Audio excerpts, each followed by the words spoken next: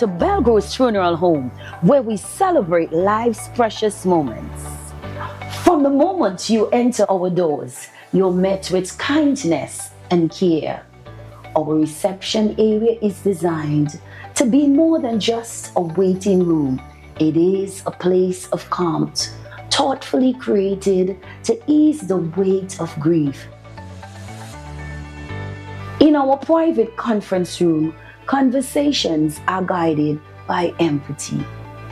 Here, our client experience coordinators sit beside you, not just across the table to help plan a service that truly reflects your loved one's story. Whether it's a traditional farewell or a personalized celebration of life, we take time to understand your wishes and offer thoughtful guidance. At the heart of our organization is a dedicated manager who ensures that everything runs smoothly, from the smallest detail to the final farewell. We understand that choosing a casket or a coffin is a deeply personal decision. In our selection room, we provide a calm, respectful environment where families can take their time and explore options that reflect their loved one's life, beliefs, and preference. Our spacious chapel is where memories are honored and lives are celebrated. Designed with serenity and warmth, it provides a welcoming space for families and friends to come together in reflection and remembrance. For families choosing cremation, we offer on-site professional cremation services in a setting that upholds dignity, peace, and confidentiality. Our crematorium offers a seamless and respectful alternative to traditional burial, giving families flexibility while maintaining the highest standard of care.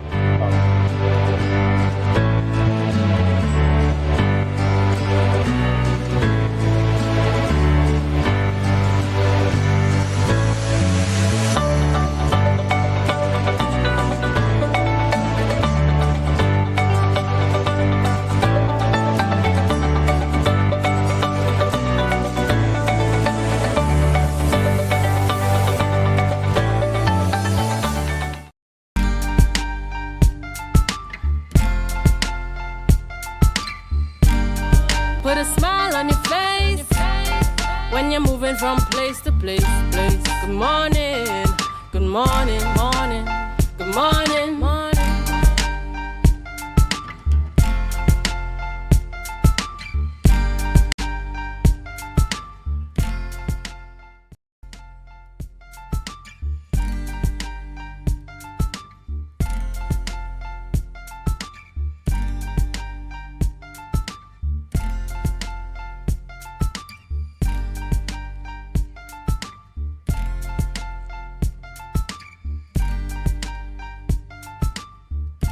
Good morning and welcome to the Tobago Updates morning show. Today is Tuesday, the 4th of November, 2025, and it's good to be here with you once again. Yes, we're in the second day of the work week.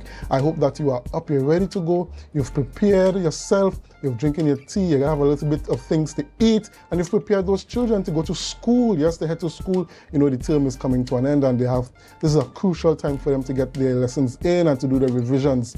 I hope that you are ready to be a productive person at work today, and we have so much to talk about this morning, so much to talk about. But before we get into that, we have a special person with us this morning. I have a special co-host with us this morning. You may know her from GMT, but she's with us on Tobago Updates. And I have to introduce to you Miss Chanel Felix. Good morning, Akin Lavi. Good morning, Tobago, and good morning to our wider viewing audience. Akin, you had me blushing there this morning with that introduction, but I'm extremely happy to be joining you this morning for the morning show. I mean, I have to make that adjustment in my mind from GMT to the morning show, but I look forward to being here. I know the morning show is always very fun, very jam-packed, and there's so much to talk about this morning. So, you know, as I'm here in your home, can I sit down, get comfortable? You know how they say, mi casa es su casa? Exactly. Mi casa es su casa. You know, we're all Tobago Updates family. So we have a really, really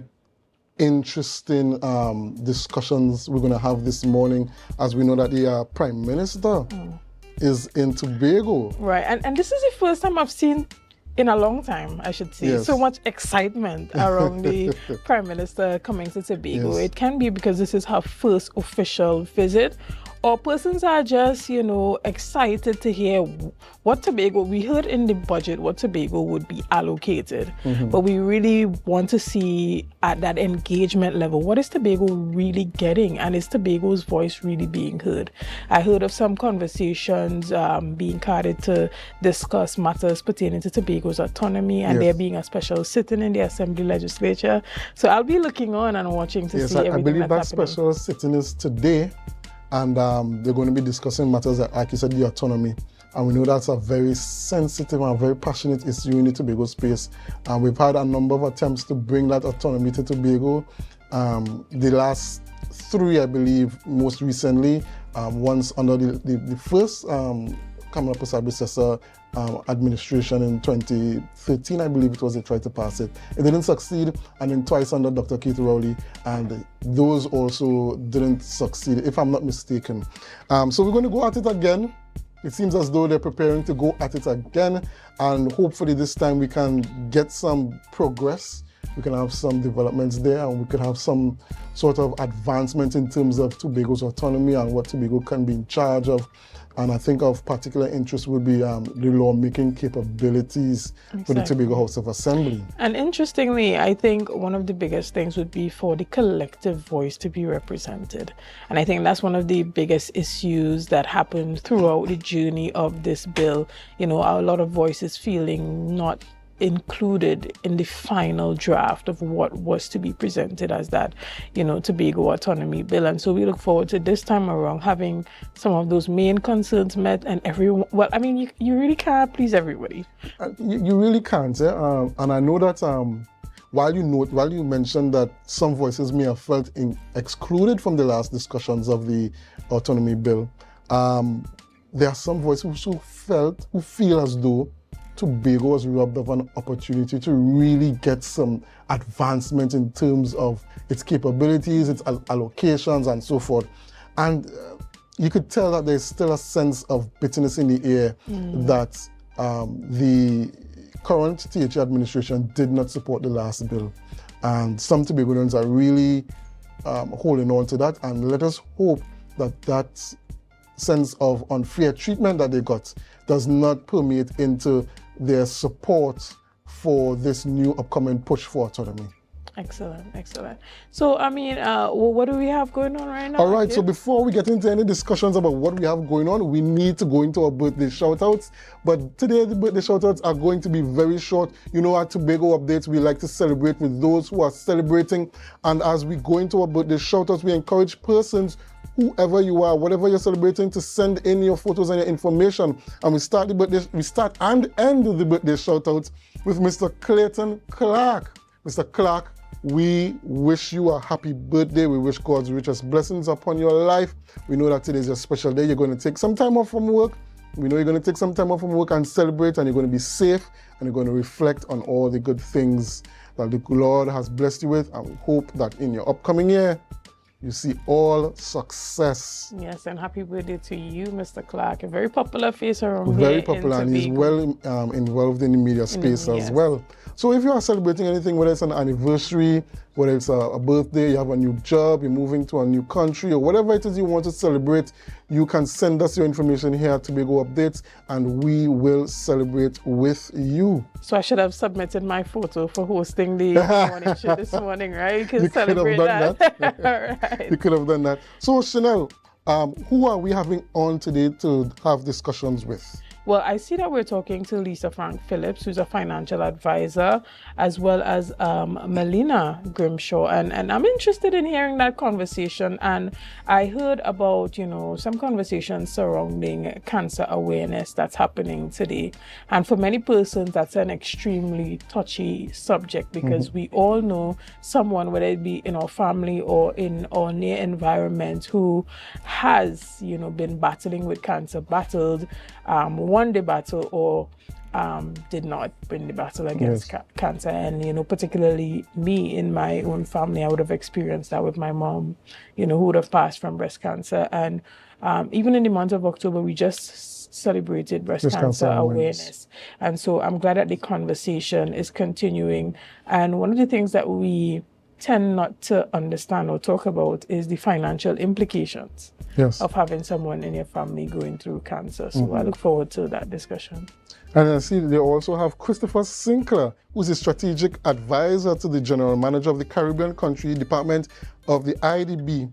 And they're going to be talking about the project preparation and coordination mechanisms. Yes, they're going to be talking about that specifically, I believe, will be to Tobago.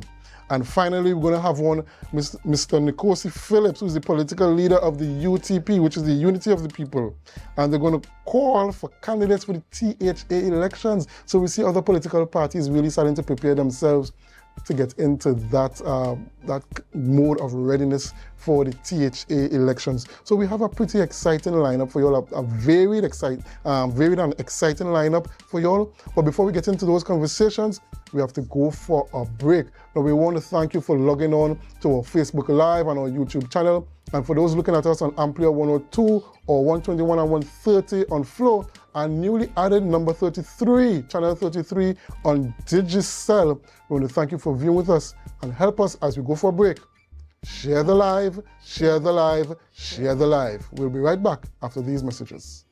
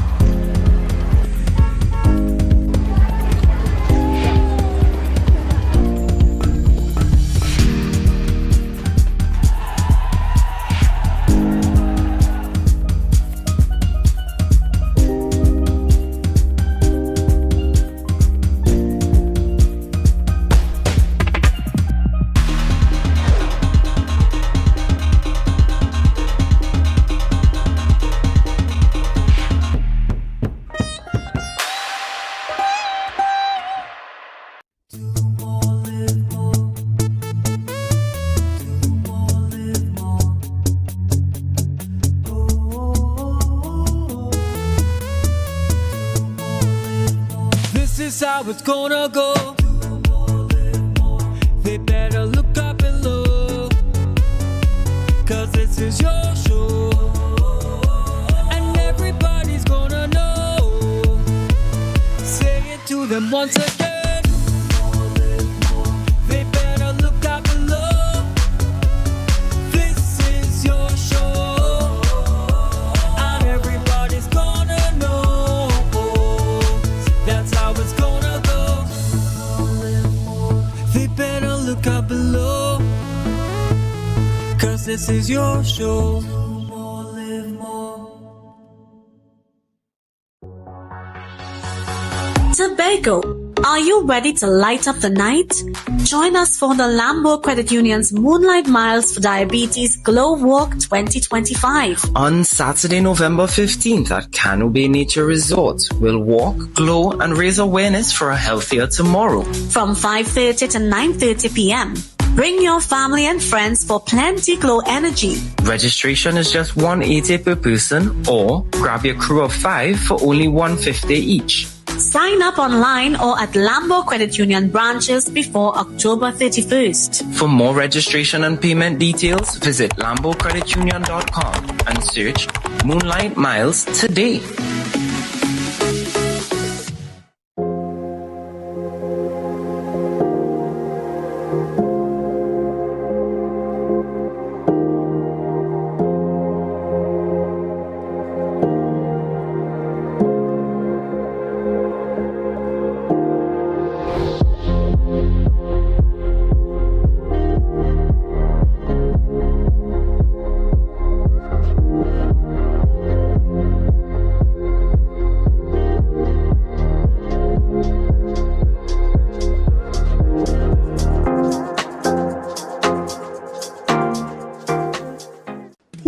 elderly can't have fun too. We're talking good food, proper music, lots of games, and a day at the beach they will never forget. From the time we left the compound at Heavenly Care Home for the Elderly, the vibe was already established. Wheels up and seatbelts on. Watch now, when we touched down in Pigeon Point, everybody was ready for excitement. But before anything could take place, we had to secure our bellies. You ever play bingo by the beachside? Well, that was the first activity on the roster, and boy did these seniors have fun. However, others wanted something more physical, so we brought out the ring toss, and not even arthritis could have stopped them.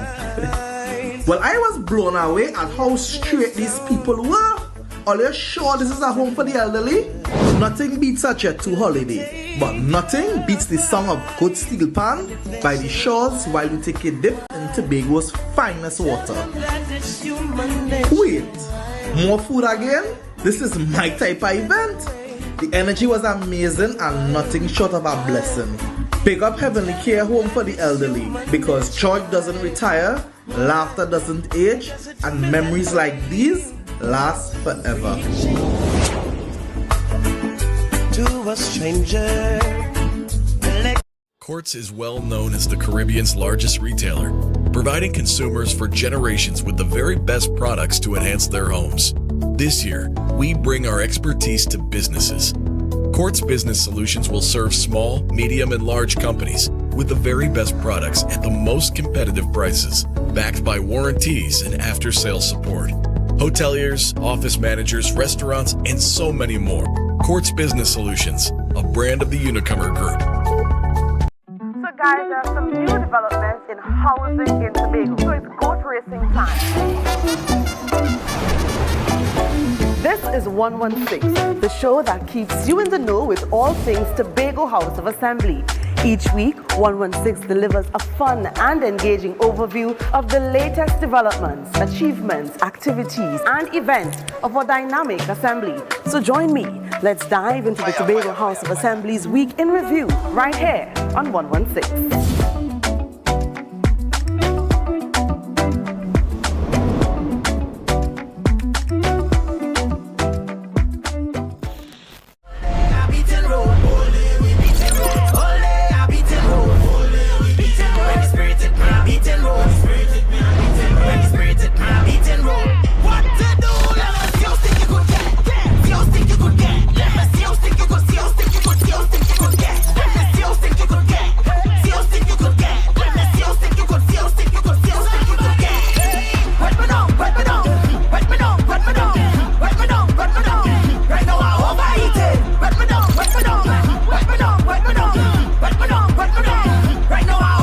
Welcome to Tobago Glass Supplies Limited, where innovation meets excellence and service reigns supreme.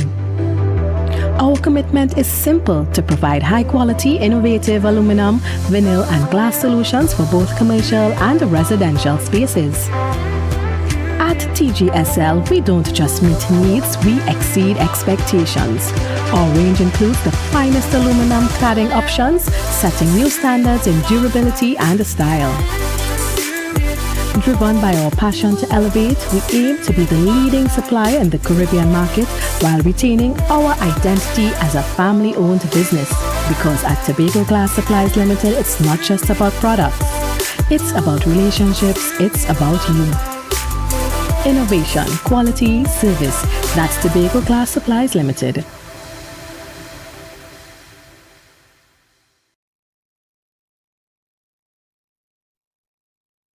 Are you in a dispute with a registered investment service provider of the TTSEC? Or maybe you're the victim of an investment scam? You can lodge a complaint or submit an anonymous tip to the Trinidad and Tobago Securities and Exchange Commission. Download our Investor Protection app or go to ttsec.org.tt to access our complaint form or submit an anonymous tip. Write a clear summary of your complaint. Submit copies of supporting documents along with the originals for verification. Provide a copy of the feedback received from the entity regarding your complaint. All investor complaints or scam reports submitted by the public are acknowledged and reviewed by the TTSEC. Investigations are pursued based on the outcome of the review. Trinidad and Tobago Securities and Exchange Commission, protecting the interests of investors and the public. You invest, we protect. Everyone benefits.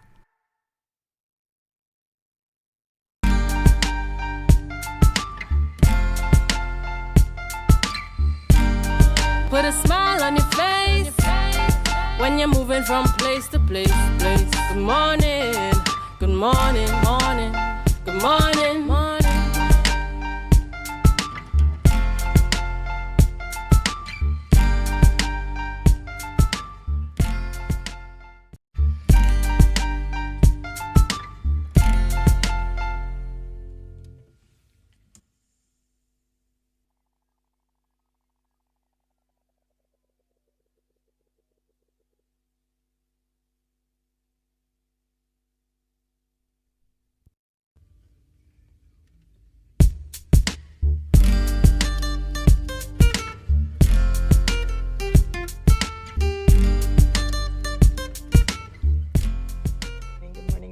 Back to the morning show here on Tobago Updates. I continue my conversation, and this morning I have the privilege of sitting in studio and chatting with Mr. Christopher Sinclair. Right. Yes. And he is the strategic advisor to the general manager of the Caribbean Country Development Department at the IDB. Good morning and welcome. Good morning. Thanks for having me. Right. This morning we're talking a bit about the project preparation coordination mechanism. Correct. And that's a mouthful. Yes, it is. So break it down for us and let us know exactly what that is and why it's important for the public to understand. Okay, so 2 years ago, just roughly short of 2 years ago, our governors, as you know, the IDB is an institution, a multilateral development bank. We call it International Financial Institution, but it's constituted of members, of which Trinidad and Tobago is a member, yes?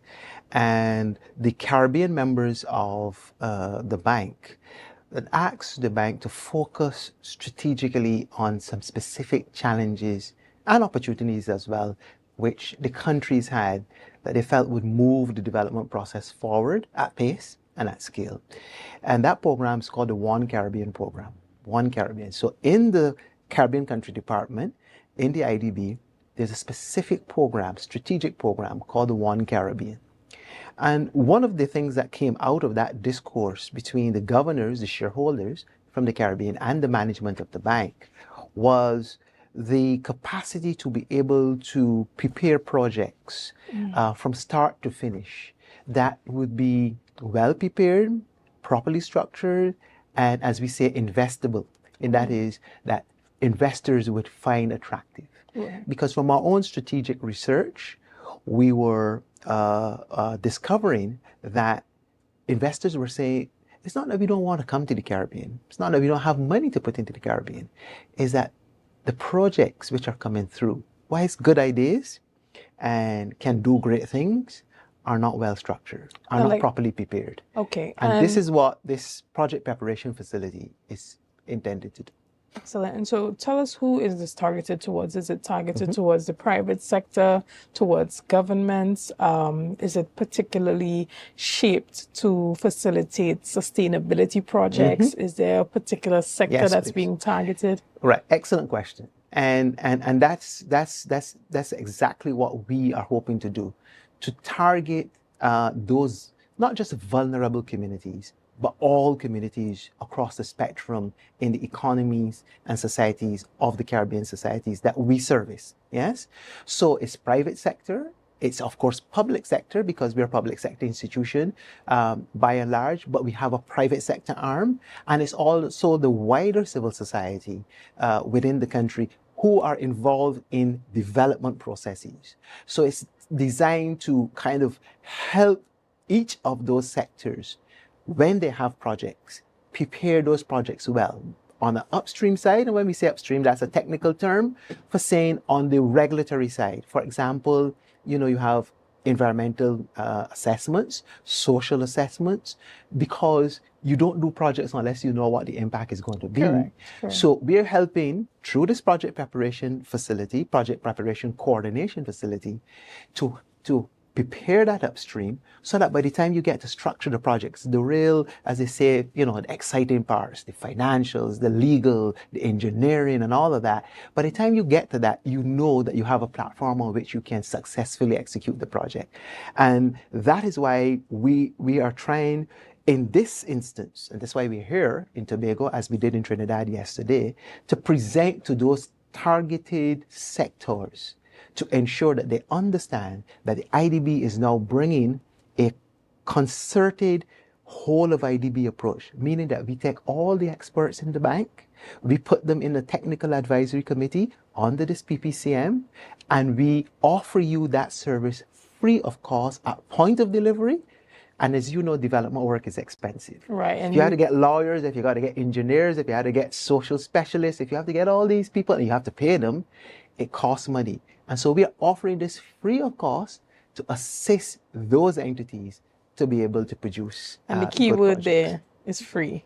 Yes, but of course somebody pays the bill. Somebody but pays the the IDB bill, will take up the tab because we understand that development work is expensive. Yes, it's costly. First you have to find the money to do the project, then you have to pay all the technical experts. We understand that.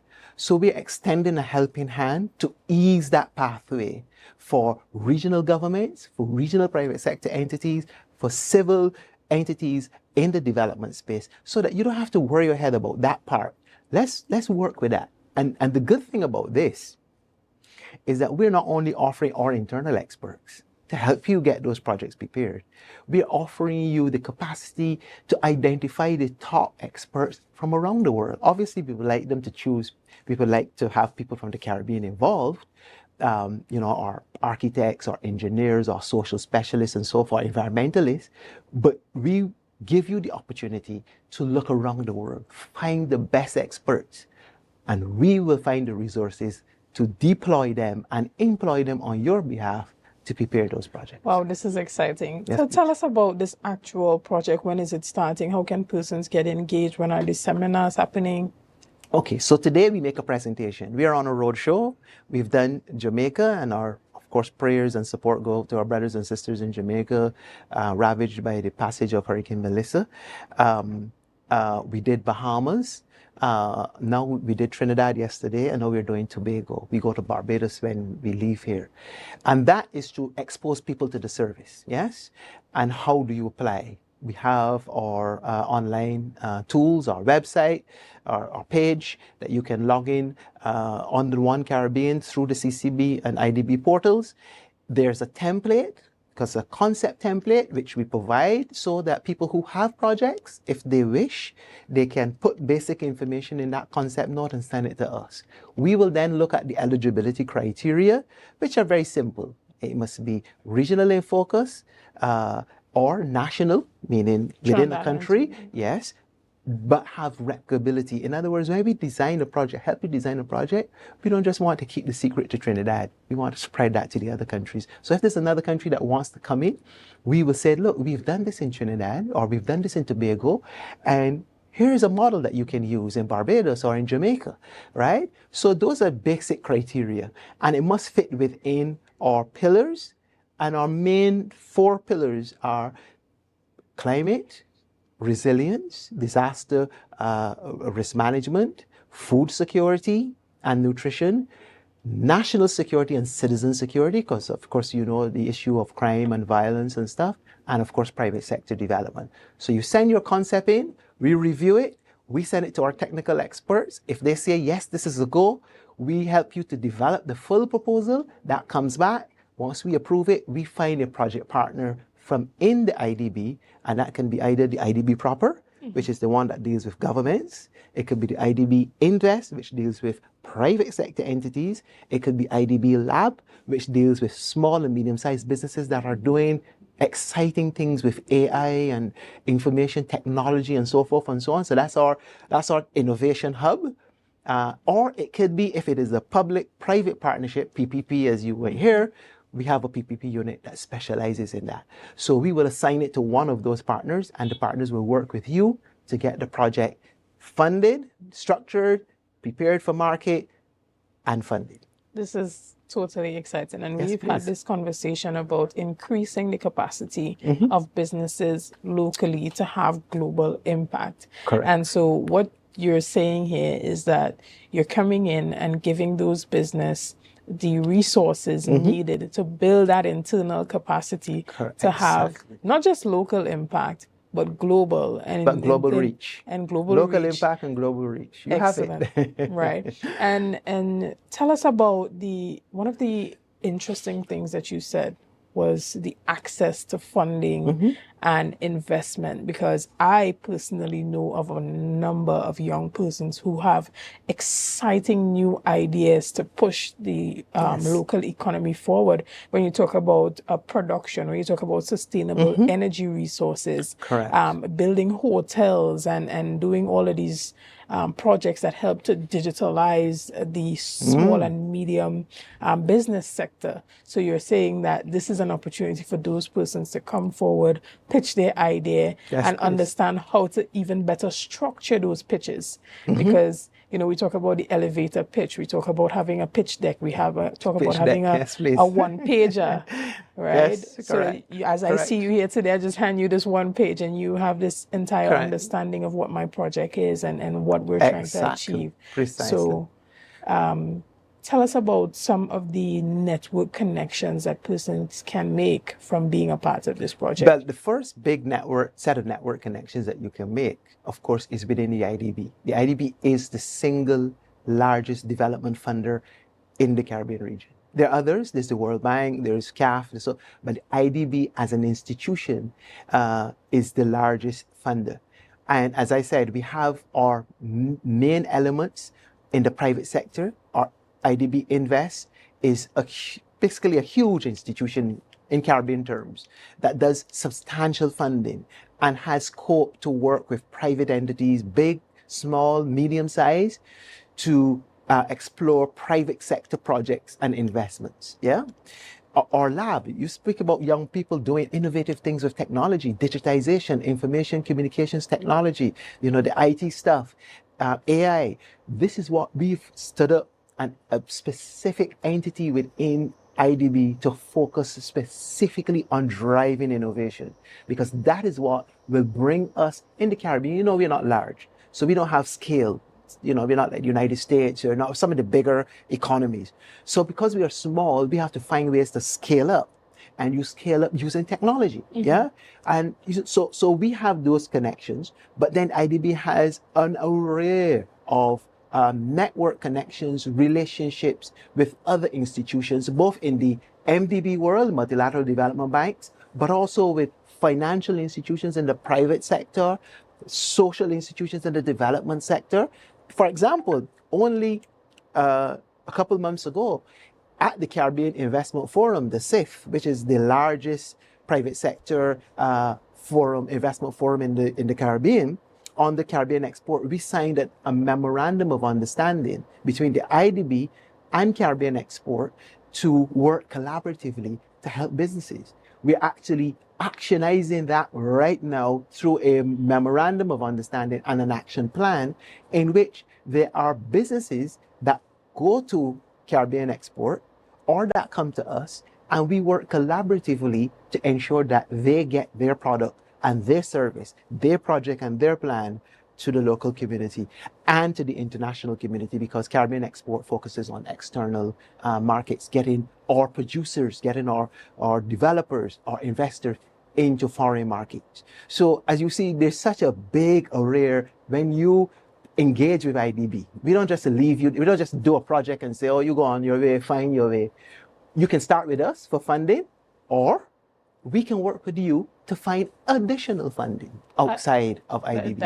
That is excellent. Yeah. And I'm liking the fact that you're allowing the public to understand that IDB is not just an avenue for government funding, because there is that yes, concept that Correct. you know, you go to IDB, it has to be either these huge projects or it has to be a government-based project. But now we're understanding that there is the innovation hub with the IDB lab for younger, or not even just young in age, but just in terms young of in spirit. innovation and People who want to technology do and stuff. wanting Yes, please. to drive change using technology. And then you have those funding avenues. You said something earlier. You spoke about finding the experts, no matter where in the world they may be, Correct. to help you be able to successfully complete your project. And even for young persons who want to get into manufacturing or sustainable energy and bring it to the Caribbean, there are places in the world where persons are already doing it effectively. When we look at manufacturing, we look at China. And so if we are coming to IDB, you're saying that we can reach out to some of these change makers and industry leaders as it pertains to, for instance, manufacturing, to come and show us how to set up an entire system here in Tobago, in Trinidad and Tobago, to get that up and running successfully. Yes, that's perfectly said, because we don't assume we are the fountain of all knowledge. Yes, we have, hundreds of experts, scores of PhDs, very well qualified people. But there are other people outside of our ecosystem in the bank that have knowledge as well, that have experience, who have executed stuff. And we have the entire Latin American Caribbean. We can start there. There are about 35, 36 countries, Latin America and the Caribbean. We start there. And so we've seen this in the field, working with experts. And therefore we draw on their knowledge. Because one of the things that IDB has been able to do, as is the case with most development banks, but IDB has been very good at doing it, is learning lessons, not just from the projects that we do, but from what others do. And so our research and knowledge teams, they're always in the field drawing empirical evidence on which to base the policies and programs which we pursue with governments. And so when you engage an IDB program or engage an IDB service, you can rest assured that you're getting world-class, top-class advice, technical advice, policy advice, legislative advice. You're getting the best quality advice that money can buy. Yes? And if we don't have it, then the IDB, we look outside and we find where that talent is. Truth is, a lot of talent is in the Caribbean. A lot of it is in the Caribbean. Who knows the Caribbean better than Caribbean people? So the first stop at the station is to work with governments, to work with private entities. Who in the Caribbean could do this? When we put out something to tender, we invite and encourage as many people to tender on it. Not just in the region, but for the wider world. But you have in the region as well. And therefore we have a very, scrupulous process of going through. Some say it takes a little time, but good work is never done in a hurry. So we always try to select the best talent, the best people to work to produce the best product. Excellent. And the best service. And even as we round up our discussion this morning, is this a competitive process to get in? And how can persons access and apply? Finally, where can they go to get informed? That's an excellent question, because yesterday at the Chairman Conference in Trinidad, someone asked this question. Because IDB has different types of functions and programs. So we have a Caribbean Compete, which is a competitive process. We, on the other hand, is a different type of thing. We're a platform that is reaching out to the region's developers, investors, thinkers, business people, to come to us if you have a need. If you see that you have a concept, but you know that you can't necessarily get that run through the process and structured right to the stage of being investable, then we say you can draw on us. So you're not competing against someone else to see, there are only 10 persons that we can do. So we get 12 excellent ones and we have to cut off the other 2. No, we're not doing that. Of course, we're not saying that we have a whole lot of resources and that we can just go splurge. No, what we're saying is that when we do our analysis, we look at the project to see the value of it. Who are the ultimate beneficiaries? Because that's how we work. Motto of the IDB is improving lives. So if the project is one that positions both the country, the project sponsor, to be able to say that we are going to advance lives, improve lives, increase standards of living, improve quality of life, then we will help that project along the way. So you can go to our website, we will leave the information so that you can share with your our communicators. They're here and so forth and so on. But you can go to our webpage. There's a concept template. You can look at the concept note and apply. If you're not certain, there's a local office in Trinidad, the Caribbean, the IDB's Trinidad office, and you can contact them and have a conversation with them, and they will guide you of how to go about accessing PPCM resources and expertise. Excellent. And finally, how do persons access the IDB lab?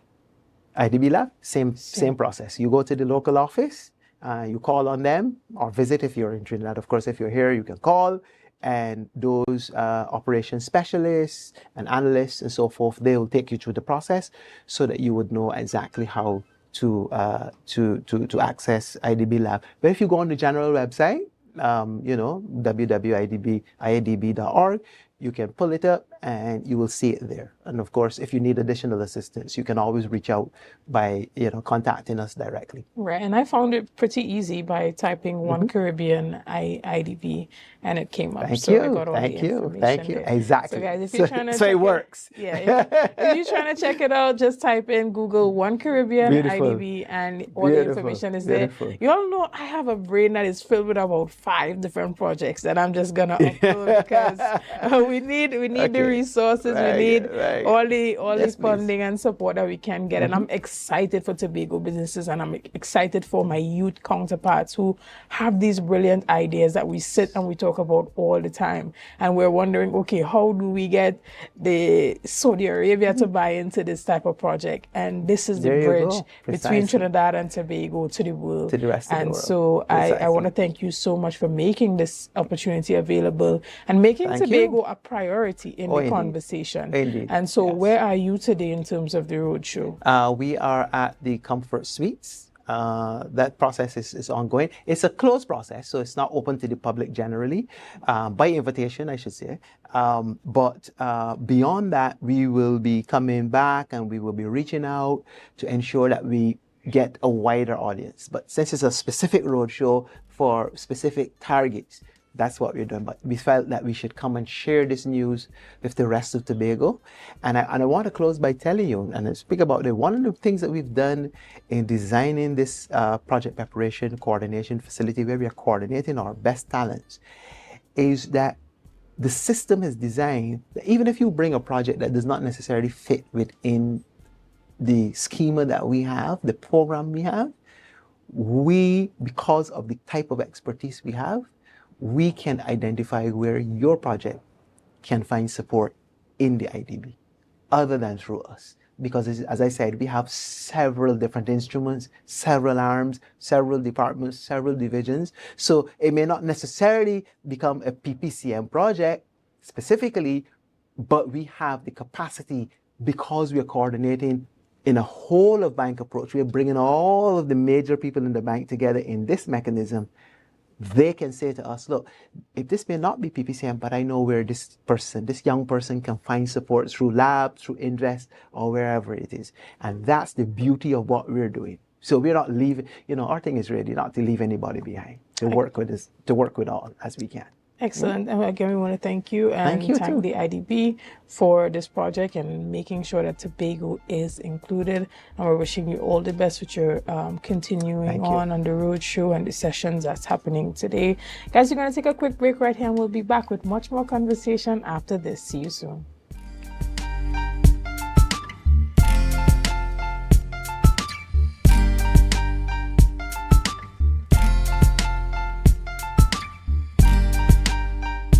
Our world is filled with rhythm. Rhythm that's unapologetic, infectious, timeless.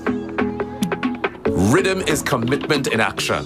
It's how we show up for each other with unrelenting support that goes the distance. Rhythm lives in the tiny beats of our most intimate moments and the seismic roars of our biggest achievements. Rhythm is resilience in motion. So even when things go out of sync, we do what it takes to bring the rhythm back. At Flow, we understand your rhythm because we live it. That's why we're dedicated to building a network as resilient as you, with a team of familiar faces working every day to keep you on beat. You're at the heart of everything we do, and our commitment is to keep your rhythm flowing, no matter what. Tobago, are you ready to light up the night? Join us for the Lambo Credit Union's Moonlight Miles for Diabetes Glow Walk 2025. On Saturday, November 15th at Cano Bay Nature Resort, we'll walk, glow, and raise awareness for a healthier tomorrow. From 5:30 to 9:30 p.m. Bring your family and friends for plenty glow energy. Registration is just $180 per person, or grab your crew of 5 for only $150 each. Sign up online or at Lambo Credit Union branches before October 31st. For more registration and payment details, visit lambocreditunion.com and search Moonlight Miles today. The Caribbean is more than just a place. It's a spirit, resilient, vibrant, and full of possibility. Rooted in connection, driven by community. It's who we are at the heart of everything we do. For over 150 years, we've been right here, invested in the Caribbean, its people, and its progress. And today, we're going even further. Liberty Business, rooted in the Caribbean, committed to you.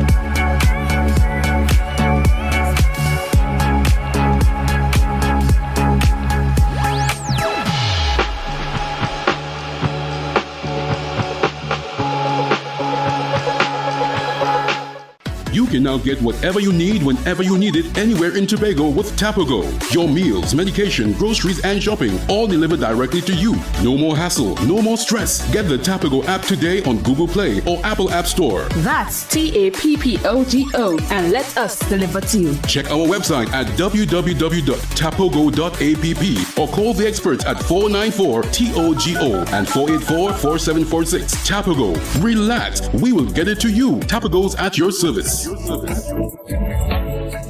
Coconut's Cafe, the buffet restaurant that specializes in all your tasty local dishes. For breakfast and for lunch. Breakfast includes coconut bake and sada roti, served with chokers, bull joil, and sausages in tomato sauce. Not forgetting beef and cheese pies, shepherd's pie, macaroni pie, and rice in various styles. Meat served in a variety of flavors, garden salads, and pasta salads.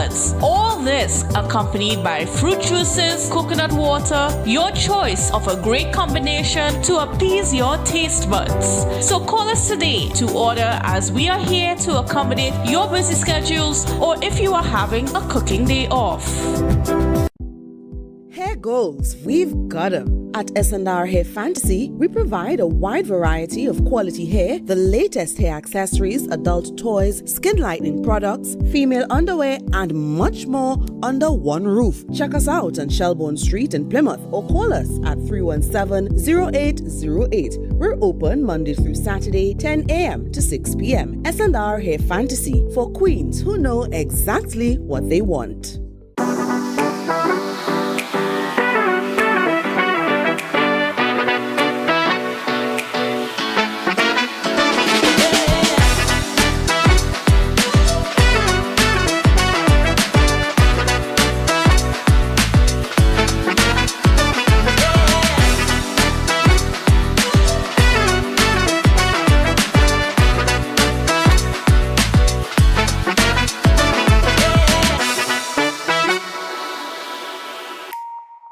Want to get better? Where to start? What kind of exercise to do?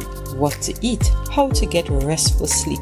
Need a doctor to search for root cause? Look no further. Come to Majuba Hill Lifestyle Center Foundation at our Wellness Center in Goodwood. or Food Hub in Darrow Springs, Scarborough, or Doctor's Office in Goodwood and Darrow Spring. Contact 49 Swift 4979 438.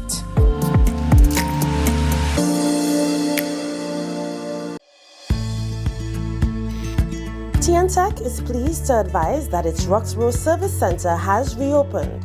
Starting Monday, 10th March, customers can once more visit the Roxborough Administrative Building to pay TNTech bills, request new connections, and more. TNTech, powering the nation into the next generation. MI4 Security Services Company is the most advanced security service in Tobago. Ask about our cash and transit service. It's safe, risk-free, reliable, and timely. We provide safe banking delivery for all business types and sizes with highly trained staff, 24/7 monitoring, coordinated emergency response, and a well-maintained fleet of armored vehicles. Contact us at 660-7723 or visit our website at www.mi4securitytt.com to sign up today.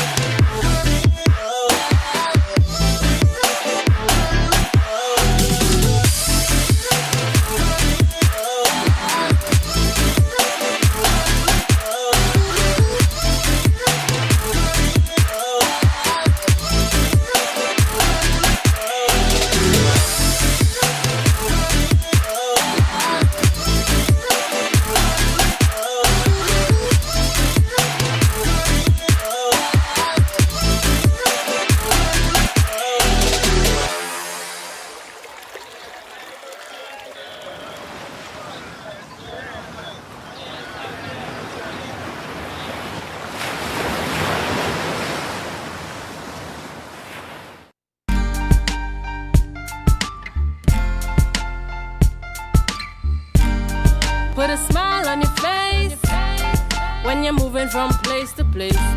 Good morning, good morning, morning, good morning, morning.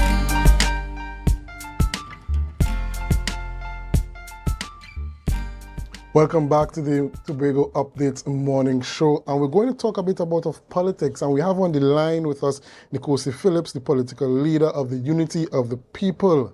And there is a call for candidates for the THA elections. Good morning and welcome, Nkosi. Hi, pleasant good morning to you. Good morning to the viewers of Tobago Updates, and good morning, Trinidad and Tobago.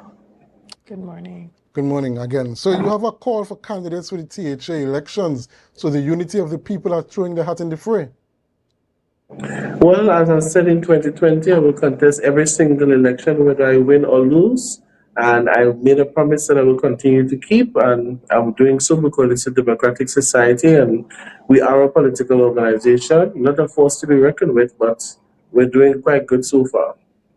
Nkosi, we've had this discussion on several occasions about, putting out the resources and not getting that public reception as it pertains to the election outcome.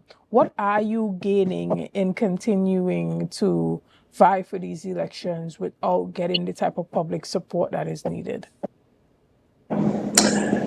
International recognition, the respect for my work and my knowledge, my persistency in continuing to fight for people who don't even fight for themselves, the continuation of humanitarian work, and as I said, just keep on fighting. There are other things that are revolving around me continuing in politics, and I tend to leave that for that time for it to grow, and it will be seen in due course. Nkosi, for this upcoming elections, what do you see as some of the burning issues that the Unity of the People would like to tackle? Especially for my community, there must be a level of accountability. We have not seen a level of accountability. I would like to see more developmental projects for our youths to sustain all the youths in this country, we have to look at the tourism trust, especially. The tourism trust is dead, and we have to know how to find other ways to market Tobago and to put Tobago back on the map. We can't just depend on Carnival and the beaches for tourism. I will also look at the resources coming to Tobago. Is it for the or is it for special persons to help their friends and family? So it's going to be a lot of different issues, especially this autonomy that I see that they're now trying to play in the playbook to hit the Tobagonians' mindset for this election. That is something that we need to also look at, and will be. I know it's going to be on the table, and that's the play card that they're going to use. But I'm ready for a battle. Nkosi, tell us about some of the public feedback you've been getting in terms of persons actually being interested to contest this election under the Unity of the People banner. Well, as I said, people always keep on saying they're interested, and when the appointed time comes, you don't see them. So as I said, the call is out there. We have opened ourselves and open Unity of the People to take in nominations and persons who are interested. And if they are not interested and I'm the lone standing person again, I will continue to battle. I will continue to fight. One voice will always be a strong voice. And I think with reason, people will see that even with this one voice, I have been dominant, I have been strong, I've been advocating, and I've been very vociferous on a number of issues when other persons and other leaders have been silent. So at the end of the day, I see a lot of persons always jumping on the bandwagon because they see politics as money for them and not really for the purpose of going into office to serve the people. And as I said, the people who I'm looking for are persons who are on the ground, persons who literally want to get into office to serve the people. And that is what I'm looking to work with. I'm looking to work with people who are really for the people of Trinidad and Tobago. Right, and even looking across the floor at what's happening on the other side, whether it be in the PNM camp or in the TPP camp, we see that the TPP recently opened their nomination, and we have areas where up to 10 persons are vying for that electoral district.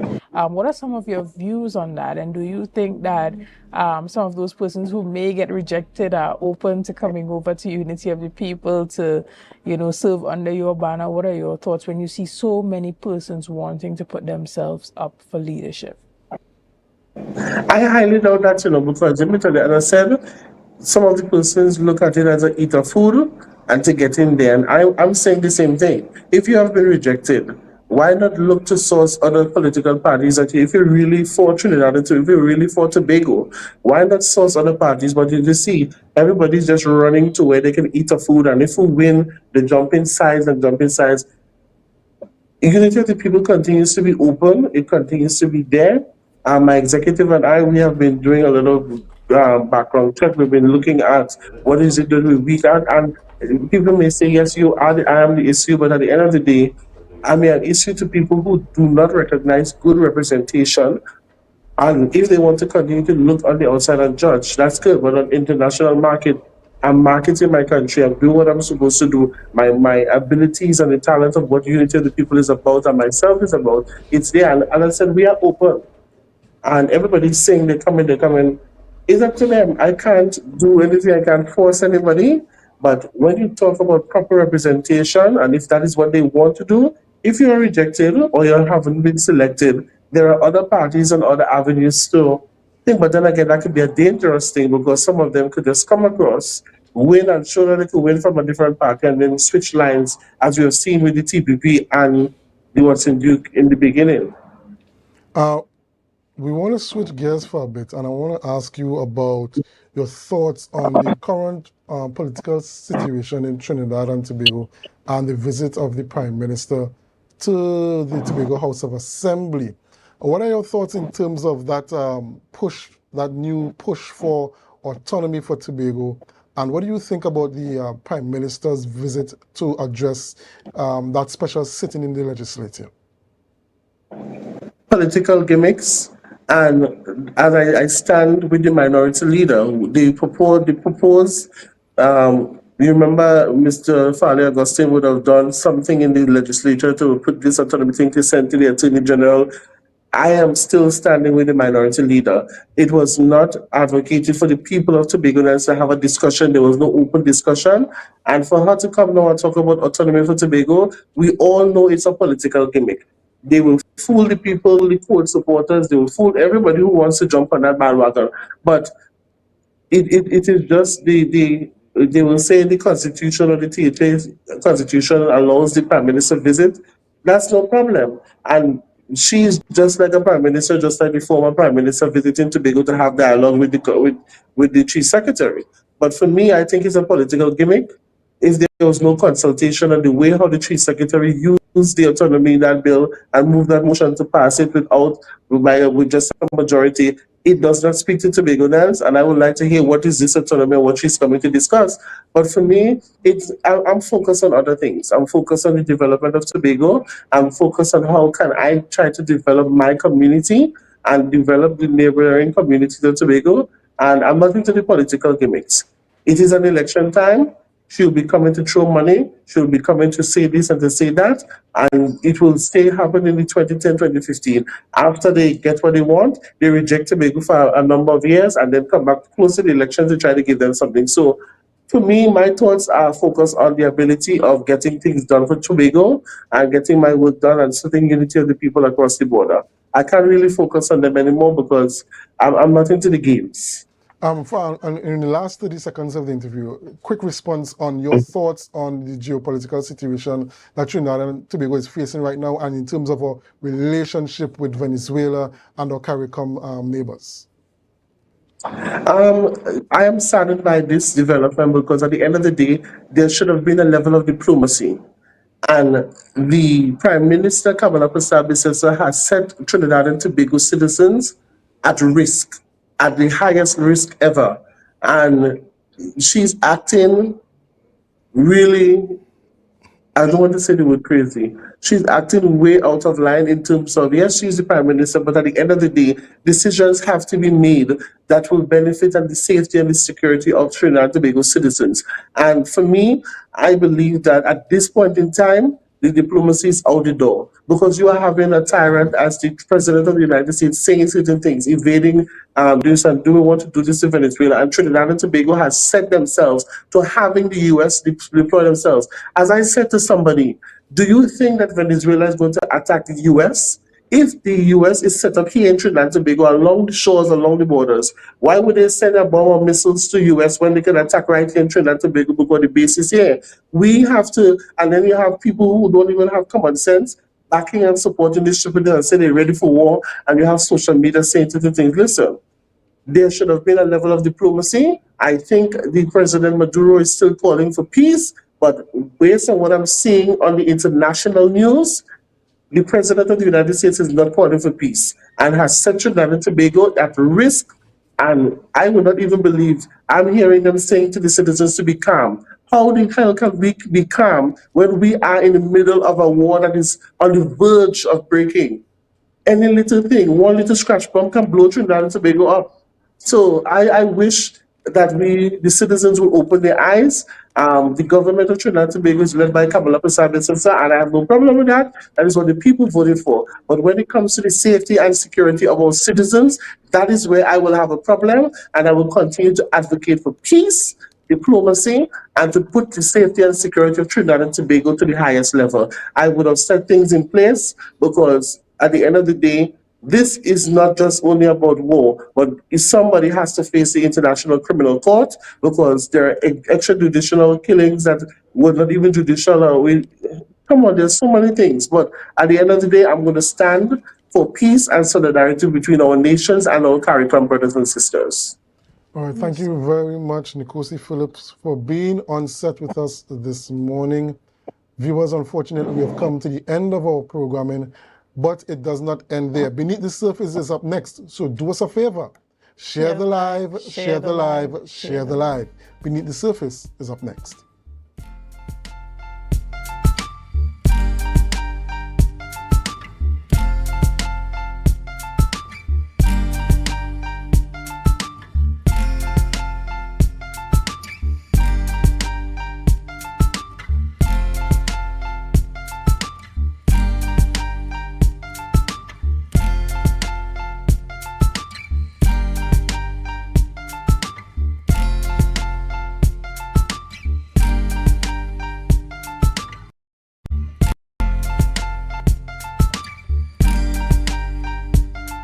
Now in its third year, being the second event on the calendar for the World Food Day celebrations did not disappoint, as it showcased the culinary skills of our local chefs here on the island.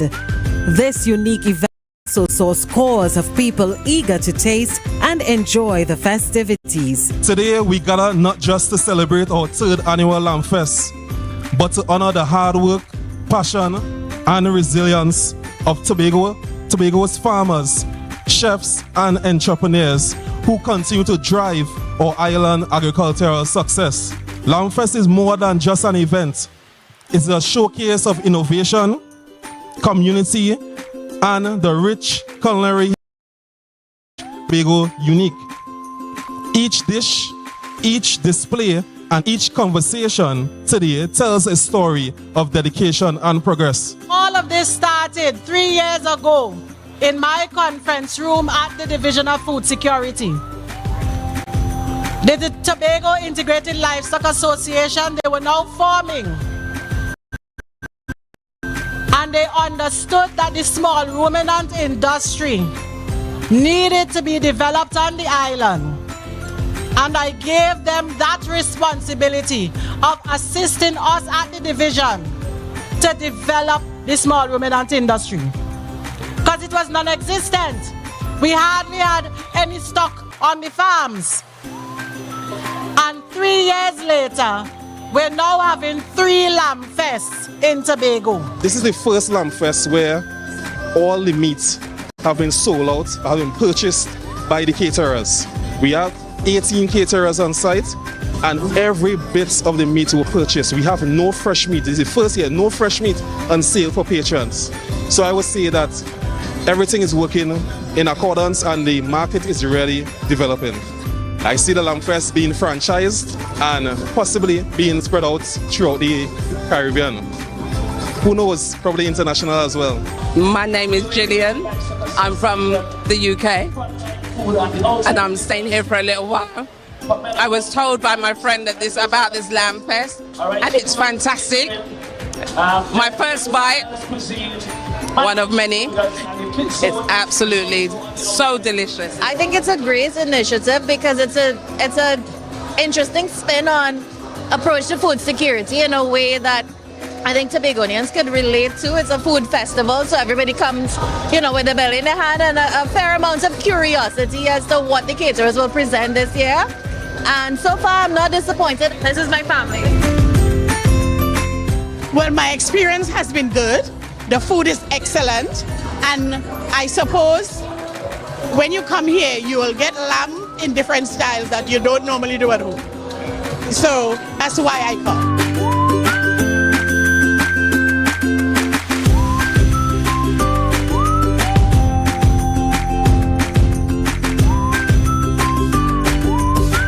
That was a production of the Department of Information, Office of the Chief Secretary, Tobago House of Assembly.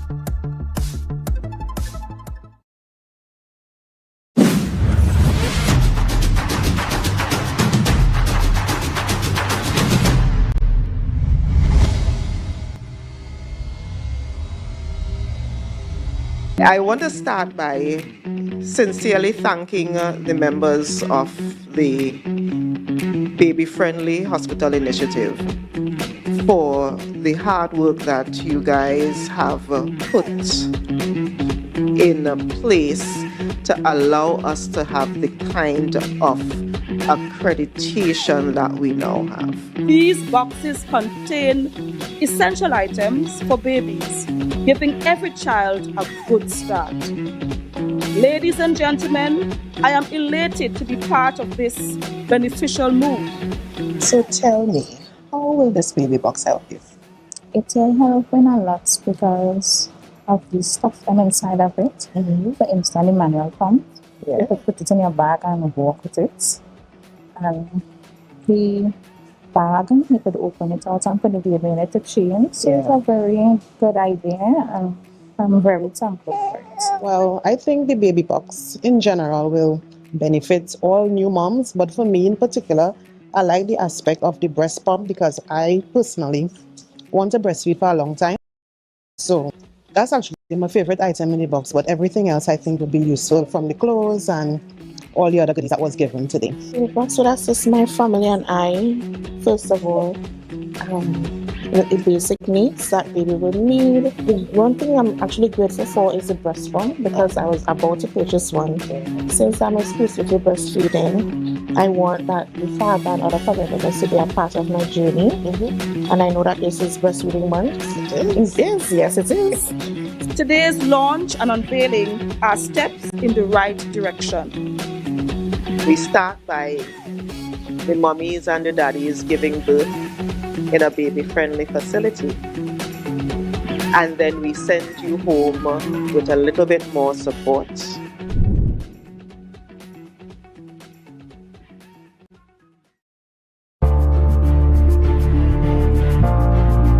You're viewing Tobago Updates Television, your exclusive gateway to Tobago, broadcasting the beauty of this island paradise to the world.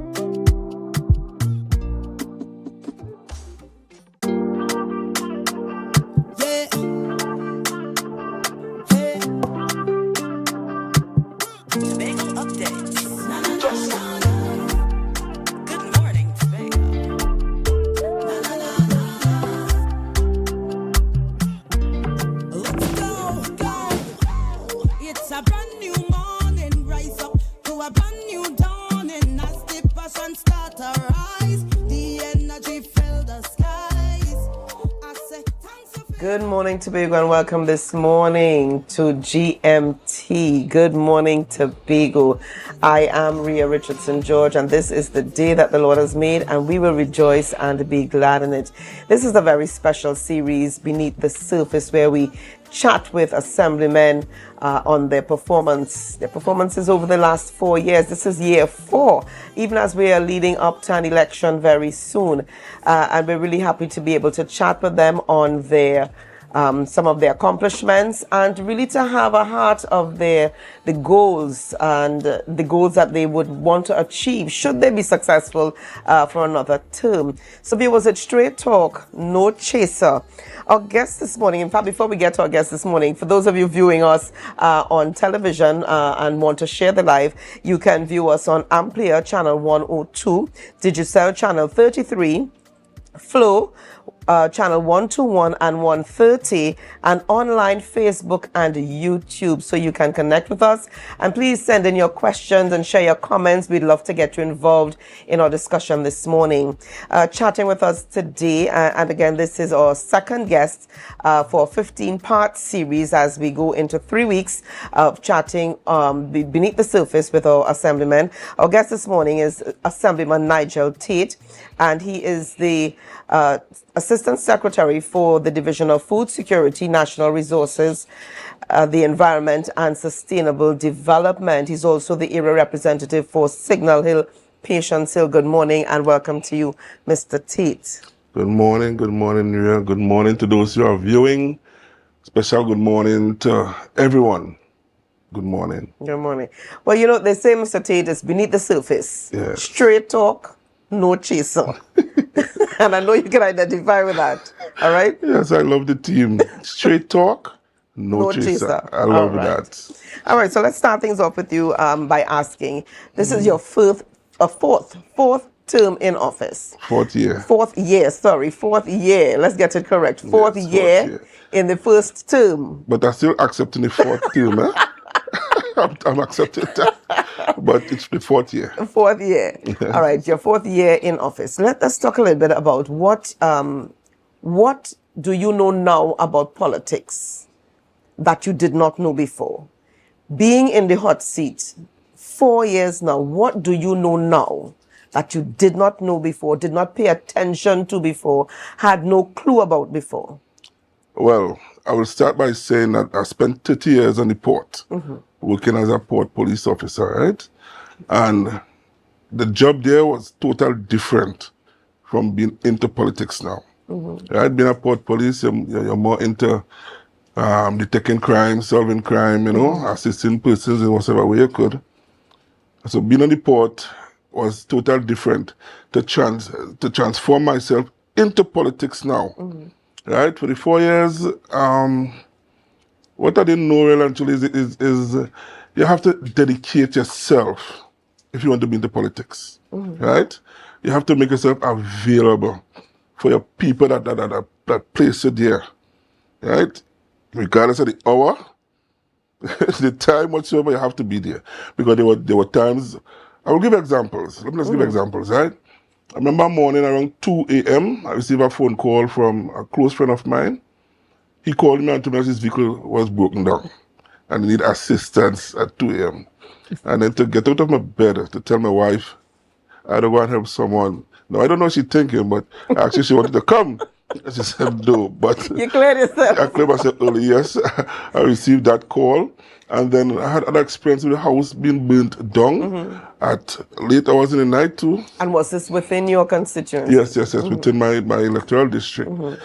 So it's something that you just have to be there for your people. You have to have a passion for politics. If you want to be in politics, you have to be mind ready, spiritually ready, physically ready for that.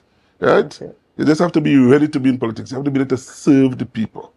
For me, that's what politics is about. Helping the people, serving the people, putting out your best for your people. Right? And not just your district, Tobago and Trinidad on the whole. Right? You have to be there for your people. Okay. Now give us an idea this morning of your roles and responsibility as Assistant Secretary for the Division of Food Security, Natural Resources, the Environment and Sustainable Development. Okay, well, my division falls under your purview. Okay, I'm under the Division of Marine Resources and Fisheries, right? But I have a very excellent secretary. Let me put it over like that. Ms. Natisha Charles Panton. She's the person in charge of the entire division. Right? So now my portfolio lies really actually within the marine resources and fisheries. But agriculture on the whole falls within the remit also too, right? So being guided, I'll use the word guided still because Ms. Panton had more experience than me because she worked in that area before. Right? So I just basically follow her lead. If I'm not sure about certain things, well, I'm still learning. We are all still learning, right? If I'm not sure about certain things, I go to Ms. Panton, Secretary Panton, and I ask for her advice, and she'll guide me along the way, right? But being under the fisheries division, there are challenges here with the fishermen, fisher folk, And then we have the marine park. We're having some challenges with that right now. Right. So we're still working. We can't fix everything one time, but we are getting there. All right. Looking back over your term, how would you describe your growth as an assistant secretary? I have learned so much. From year 1 to year 4? From year 1 to present, I have learned so much. And I'm still learning, as I said before. I'm still learning. All right? So, yes, I'm growing, and my intention is to continue to grow. If God give me health and strength, and He put me back here, and the Chief chooses to put me back here, I know to myself that I'm going to continue to do my best. Right? Okay. Yes. All right. What key projects / initiatives do you consider your most significant achievements in the area under which you function? Okay. With refurbishment of most of the fish facilities in Tobago. When we first came in 2021 and early 2022, we did a lot of site visits to some of these fish facilities, and the deplorable state that these fish facilities were in, it would have saddened anyone's heart to see persons working under those sort of conditions, right? And then, of course, after site visits, you do a write-up and you put things in place and explain it to the secretary and the administrator to have some of these fish facilities upgraded. And she accepted all of my issues, and most of them that I submitted, most of them were upgraded. Which facility would you describe as the worst? Sorry, which was the worst? Which one would you describe as being the worst?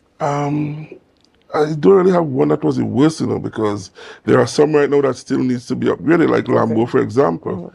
We have a serious issue with Lambo with the sewage system, but work will be done in to that facility in short order.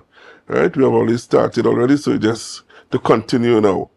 Right? But Barbados Bay, that up Study Park, but most persons may not know the name Barbados Bay, but Study Park, they'll more know the name Study Park. Right. We have that fish facility, we fix that up, and beautiful now we have the fisher folk who was plying the trade on the outside. Yes. They are now on the inside plying the trade, right? We have the refurbishment of the lockers at the Roxborough Fish Facility. We also have the refurbishment of lockers at Charlotteville Fish Facility, right? We have some work done at Castara, right? Culloden, and we soon Corlan will be getting some work done also. Corlan and Lambo, right? And we also did some work at Boku Fish Facility. Boku was in a terrible state, yes, but now Boku is beautiful. Okay. Now, let's talk a little bit about some of the initiatives that you believe would have brought Tobago a little bit closer to self-sustainability. Now, we're talking marine, we're talking fisheries. I mean, we have fishermen in almost every village. But how do we take, what initiatives fell under your tenure that you believe was able to push us in a direction where we're able to export, feed ourselves, earn an income? Okay.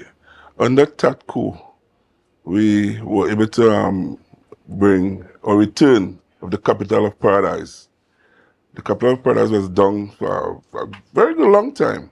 And in 2021, I was given an instruction, let me use that word instruction, right?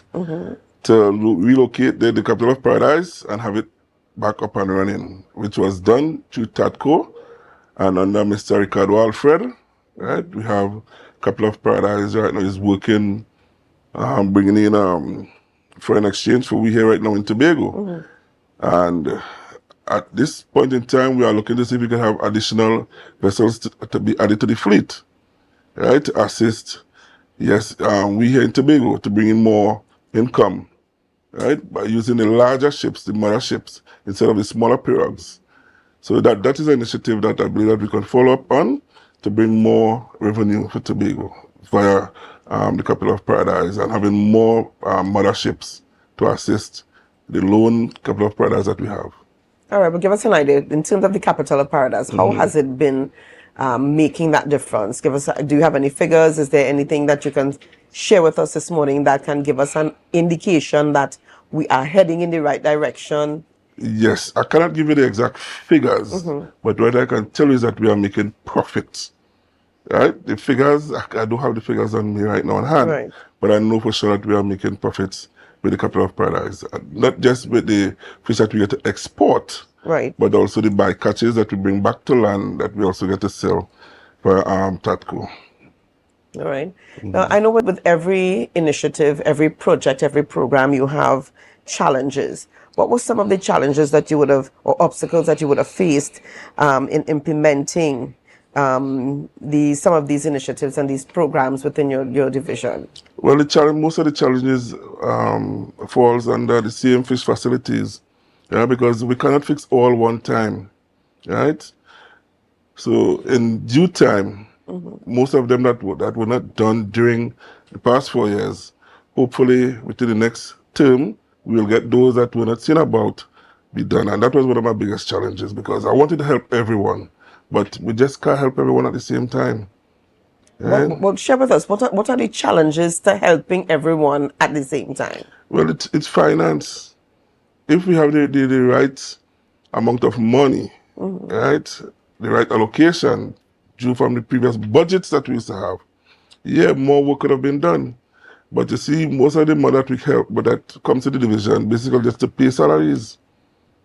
Right? So you're saying you're not able to do anything? No, what we have done is what we have that was budgeted for. Right. Like, okay, we say we're gonna do. All right, let me say we have 6 fish facilities that needed assistance or to be renovated, right? But if our allocation, we could have only done like 2 or 3 within the time. Right? That's an average.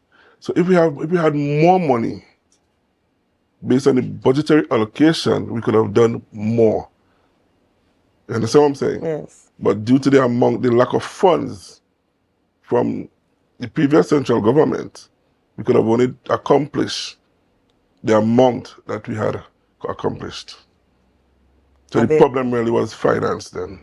Would that be the only obstacle being faced? Basically, yes.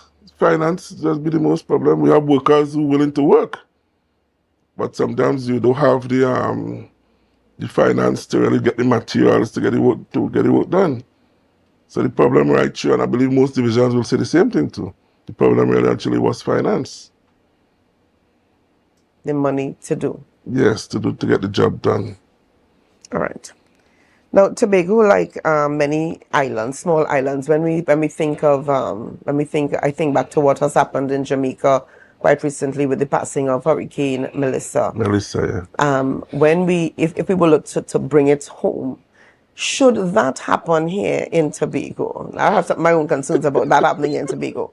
What would be in place? And we're talking food security, we're talking marine. Would Tobago be able to feed itself? Thereafter, is there anything in place to be able to push Tobago in a direction where you can say Tobago would be able to manage itself thereafter? God forbid, should that come our way? Let me start off by saying God forbid. God forbid. Because Tobago, I don't feel that we are ready yet for a hurricane of that magnitude. No. We are not. Right? And if something like that really actually happen here in Tobago, we will need assistance from outside. We will. Right? In terms of sustaining ourselves where food is concerned, I don't think that we are ready or equipped for that just yet. But we are getting there. Right? But I know Mr. Alan Stewart. He's the lead team of teamer. I know that he also does do a very good job, right? In terms of being prepared for disasters and other things like that. And under the office of the Chief Secretary, I know that things will be put in place to assist. But to answer your question, you said no chaser, plain talk. I don't feel we are ready for a disaster like this. Melissa that devastated Jamaica. I don't think Tobago will be. I don't think we're ready for that as yet. All right. I want to go back to the oil spill, the issue of the oil spill that happened here in that happened here in Tobago. Yeah. And the division's response to fisher folk, etc. How would you rate the division's performance during that time? How would you rate the division's performance, and why would you give them the rate that you're about to give them in terms of the division's response? Well, the division response was very good, right? If I had to place it on a percentage level, I will say based on resources and what have you from our division, I'll give us approximately 80 to 90%. Right? No one is perfect. We did that. Right? And if you were to give a grade of between A and F, this is the division's performance. This is not your performance. This is not Assemblyman Tate's performance. This and the division's performance, you give them a B. Yes. And give us a reason why. Well, we don't have all equipments on hand at the division to assist in whatever area we could have assisted in where the oil spill is concerned. But we team up with TEMA. Yes. Right? And TEMA really actually took full responsibility of getting most of the job done. Right? Basically, our division, we were just basically went out and assisted in whatever way we could, like joining with members of the public along with TEMA, workers from TEMA, to assist in the cleanup and assisting fisher folk in getting some of the boats back in the water. Right? So I'll grade us about a B.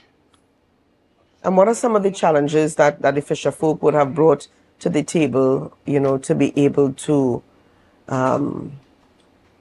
sustain themselves? I mean, there are issues all around. Well, I mean, the bad weather, there are issues all around. What are some of the issues that they would have brought to the table that the division has been able to assist with? Well, the main issue was, for most of the fisher folk, they were complaining and saying loss of earnings.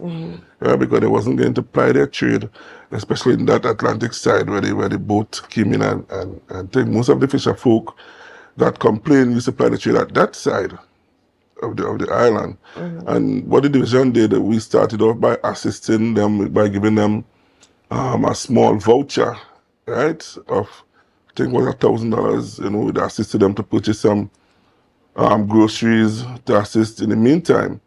And then after that, a committee was formed, and based on the results, the committee, the investigations, most of the fisher folk that applied for assistance, financial assistance, they were compensated. Right? That committee again was led by Mr. Alan Stewart and Mr. Gart, at least the director of the division. Yeah. Right. So that was most of the main issue was compensation. Compensation. And you believe that you deserve a B? Well, not all the fisher folk were compensated because yes, a thorough investigation took place, and I would say majority of the fisher folk received the compensation. You said a thorough investigation took place. Yes, and what were some from of the the findings? committee. And what were some of the findings? That some of the fisher folk were honest, and some of the fisher folk was not as honest as they're supposed to be. And based on that? Well, right, based on the committee findings, they deal with it accordingly. All right.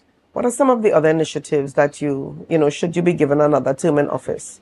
What are some of the initiatives that you'd love to see put forward, you'd love to see made manifest? Okay, one thing I want to see for sure happen is that we have at least two more mother boats added to the fleet to assist the capital of Paradise. Having more upgrading to the fishing facilities, and also to bring some form of law and order at the Book Reef Marine Park. Those are my main challenges right now. Now, we had a few scenarios quite recently with regards the sinking of 2 boats out at sea. Out in the marine park. Out at the marine park, yes. And actually, it was closer to no man's land, you know. You know what? It was still in the water. It was still out in the water, and in some opinions, not even very close to land. Okay, so what measures can be put in place? Because I mean, what are there laws in place? Are there regulations? Is it that anyone, I can just buy a boat and decide I'm going to go out? No. How does it work? Yeah, to be honest with you, all these reef operators are aware of the rules and regulations that so there is a policy in place. Yes. There are policies in place. And they are aware. Is it that some must adhere and others can do what? I don't know. How does it work? Yeah, I will say again, plain talk, no chaser. All of the reef operators are aware of the rules and regulations that governs the marine park. All of them. All of them know that the marine park closes off at 5:30 p.m. There is every a time? day. Yes, from 10 a.m. to 5:30 p.m. Every single day. They know that. They know that. So is there a special license to be able to ply the trade after such hours? No, there's no license to ply a trade to be in the marine park after that. It's a no-no. It's a no-no. But what happened, right, is that our patrol officers, right, well, I know everybody have a time to lock off their work. So them just finish work at 6. Right. So the reef... Which is around the time that the park is supposed to close. Good. So okay, go ahead. So the reef operators take advantage of that, right? And they continue doing illegal touring within the night period or within the close-off time of the marine park, which is illegal. Are there consequences for such actions? We have a committee was recently formed, right, to deal with that, and things are being put into place right now. So anybody who caught beyond or will be with after the close time, right, we are now drafting things for things to happen. So penalties will be added to the defaulters, so to speak, right? Okay. But we do have rules and we do have regulations, and all the reef operators and them are pretty well aware of it. So in the 2 previous cases, will there be consequences for such actions? The investigations on those 2 incidents are still continuing. Investigations are still being continued, right? And I don't think that at this point in time I want to answer to say if consequences or if there will be a charge or penalty to them, not as yet. So I'm still awaiting the results of the findings from the investigations. What would have happened? Okay. Should there have been loss of life? Because at one point during one of the videos, I heard someone calling a name, calling out Aaron. and God forbid, I don't even know if Aaron is safe. Nobody knows if they found Aaron. But because we heard nothing else. But should, God forbid, should Aaron or Tom or Jenny have gone missing, or there been a fatality on board or within that scenario, what would have been the division's predicament? Okay, well, all of the reef operators know to themselves that each vessel, all of the vessels are supposed to be fully insured. Okay? Now, if something like that happened beyond the close-off period, I don't think the division is going to accept full responsibility. But yes, they are going to see what they could do to assist in whatever way. But the owners of the vessels, they are responsible for getting their vessels licensed and getting their vessels insured. So just in case incident like that happened and someone end up and lost their life, right? So the insurance company will be able to take care of the deceased or the family of the deceased, so to speak, right? So that lies solely on the owner of these vessels. All right. I want to talk a little bit here about Nigel Tate, or Assemblyman Nigel Tate. not assistant secretary, but more area representative. Tell us about some of the accomplishments within your electoral district, some of what you've been able to achieve within the last 4 years. Okay, well, one of my major accomplishments that I want to thank God for and thank the Chief Secretary and other members of the executive was getting lights on Patience Hill football field. Finally. For decades, being a player, being a coach. You still play? Not with this belly here. Okay. But I do have my time, you know. I had my time. I think there's a special league. There's a special league for the more mature or seasoned players. Yes. Okay. Well, I'm over 50 now, so I can play the over 50 league now, you know. But you know, back in the days in company, you know. That's right. It's a play, but not now. But anyhow, that was one of my major accomplishments. That lighting of Patience Hill Recreation Ground. For decades, we have been fighting just for that. We were seeing them days Patience Hill was on top of the football league in Tobago. Right. And we were seeing all the rest of fields in Tobago getting lights, and we were just like the abandoned child. And we were one of the top teams back in the days. And we have been fighting for that. I was one who was advocating being a player back in the days to get the lights. And now that we have the lights now, I believe that was one of my major accomplishments. Added to that, I have some of the roadways in Signal Hill, Patience Hill fixed. Persons who are clamoring for the driveway just to get home. Right? I see, well, we get plenty of that done now. The person's actually not driving through mud anymore or going down in the hole to get home to their home itself, to the house itself. That's the next major accomplishment, I believe, that I've gathered. And then we have some street lights in the Orange Hill area. I know that area was very dark. Yeah. Right, and thanks settlements, Mr. Ian Whitey Pollard, very hard-working secretary also, right? I must say kudos to him.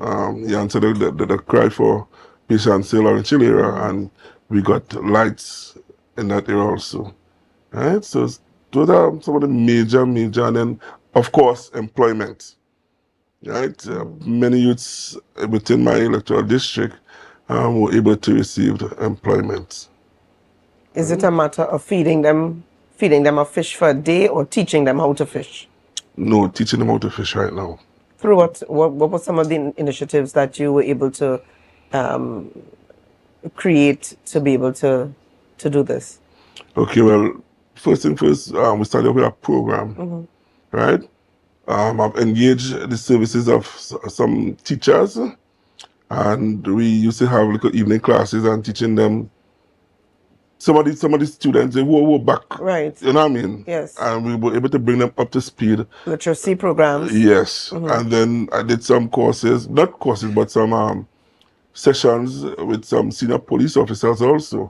Right. And teaching some of the youths and them about what is wrong from what is right. Right? And then we went on the block, we had like a toolbox meetings with some of the guys on the block, and we were able to engage discussions with them also, showing them, same thing again, what is good from what is bad.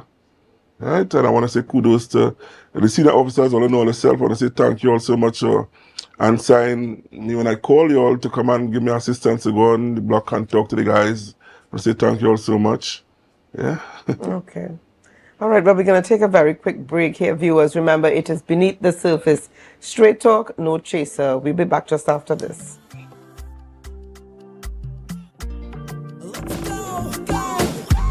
It's a brand new morning, rise up to a brand new dawning. As the passion start to rise, the energy fill the skies.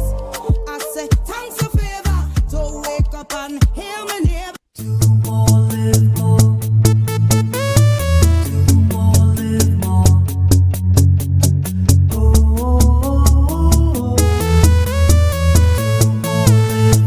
This is how it's gonna go. They better look up below, 'cause this is your show, and everybody's gonna know. Say it to them once again. They better look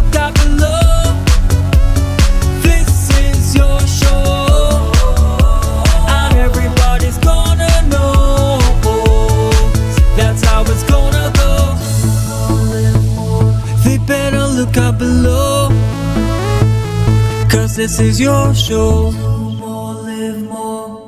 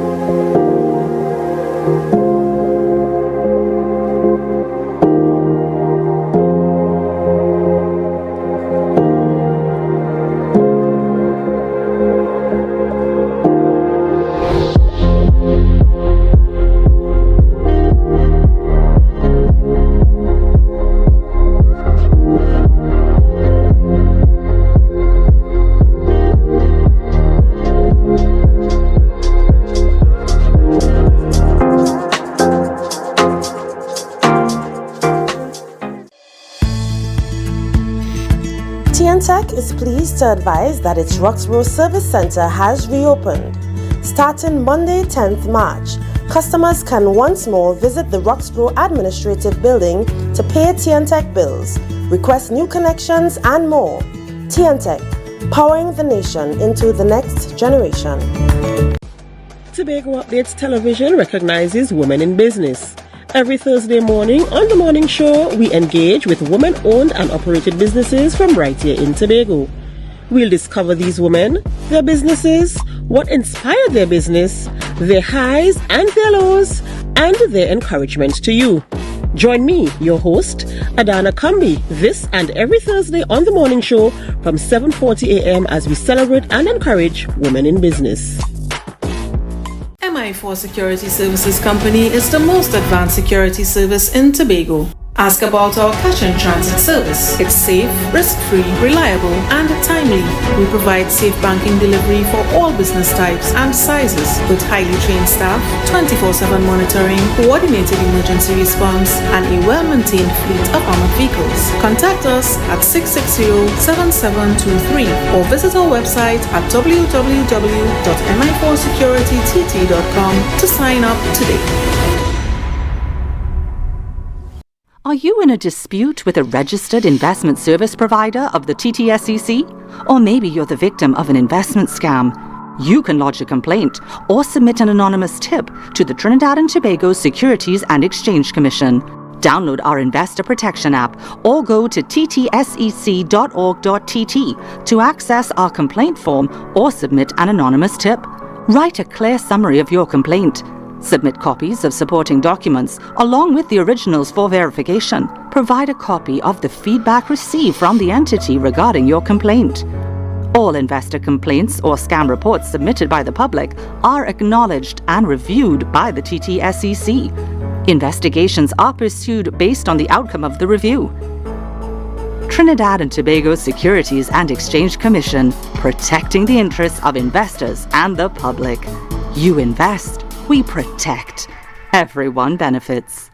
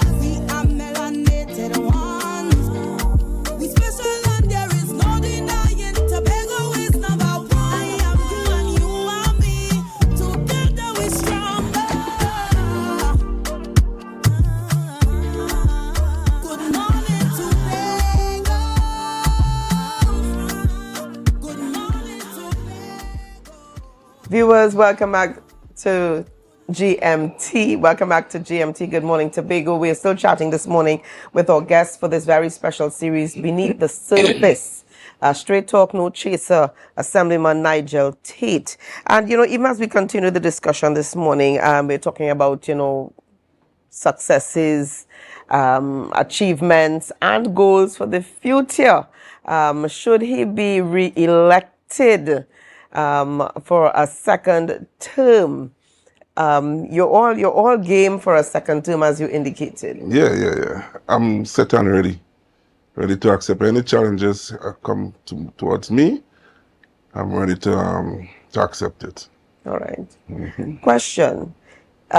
If you had a chance to choose or select the division that you'd like to function under or to take charge of, what division would it be?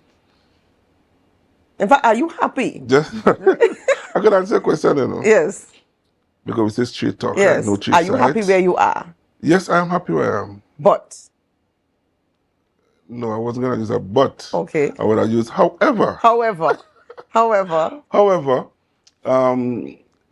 being in law enforcement for 30 years, I've grown most of my strength where that is concerned. Right? I just like to see things be right. I don't like to see nothing illegal takes place. Right.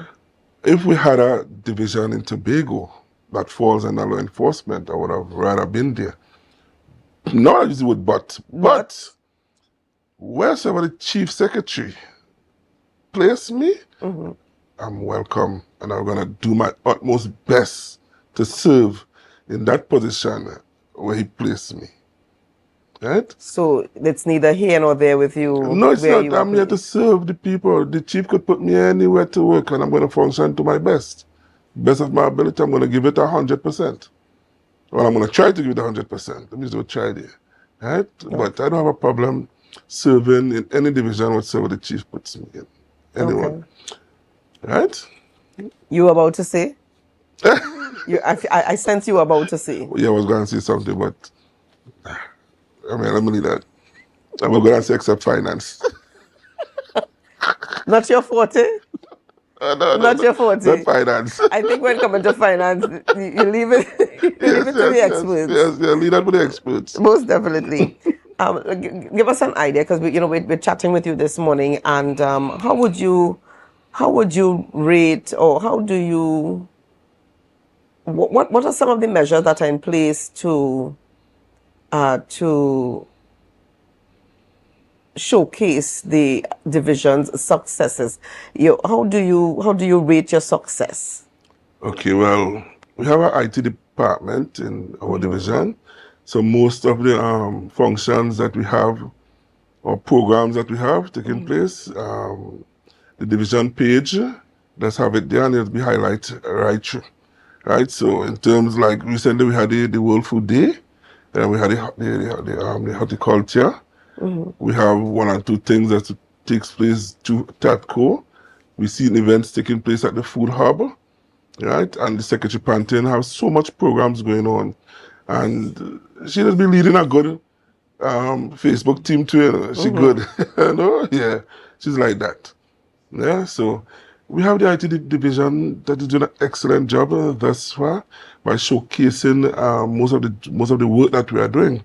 Right? And then we have tags also on board also, Then we have reforestation. Yeah. So the IT division is doing an excellent job by us right now to actually highlight most of the work, if not all of the work that the division is doing right now.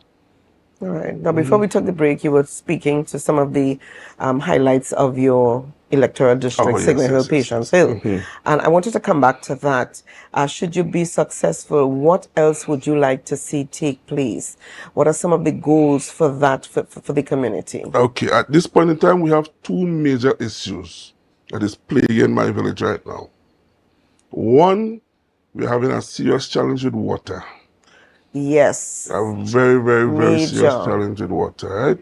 And I could say that once water is on in Patience Hill area, we are always having burst lines. So What is contributing to this water shortage? Well, what are some of the contributing factors to this water shortage? Well, because we've noticed within the last few 5 months or so, there's been an outcry and deep within the village. So what has contributed to that?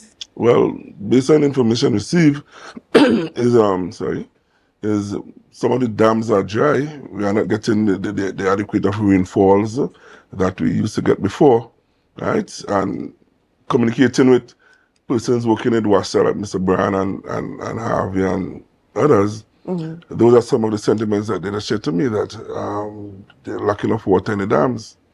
Okay. Right? But what I wanted to say also, right? You asked me to something a while ago, so let me answer it.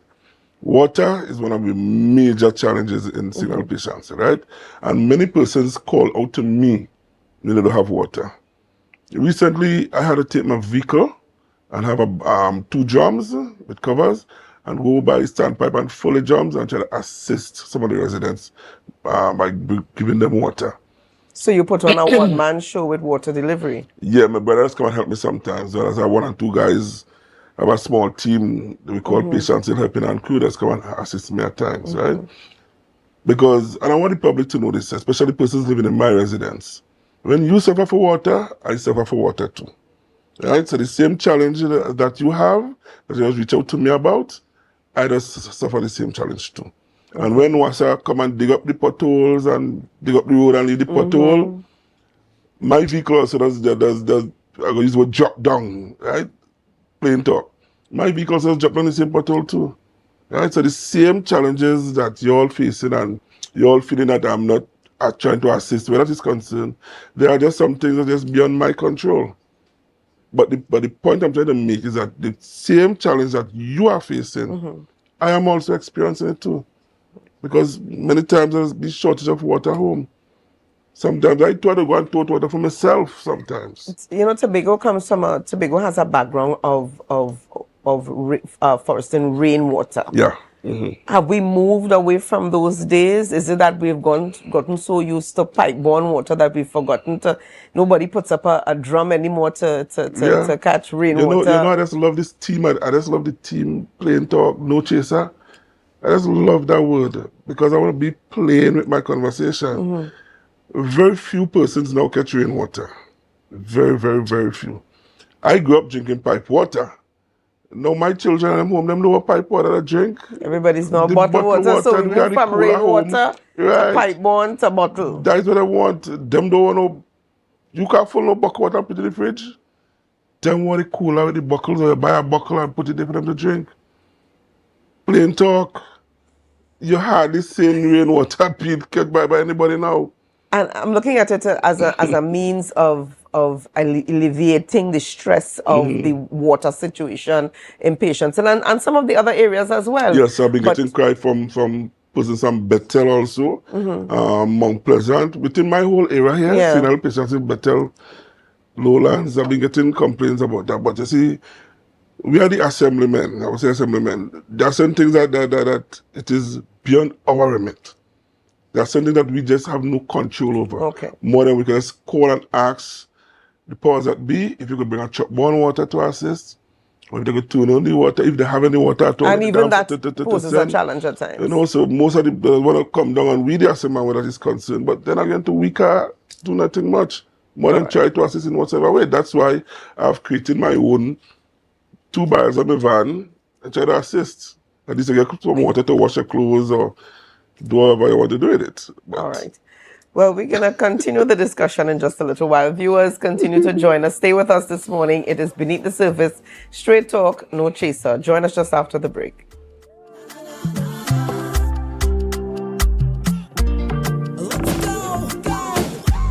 It's a brand new morning. Rise up to a brand new dawning as the passion starts.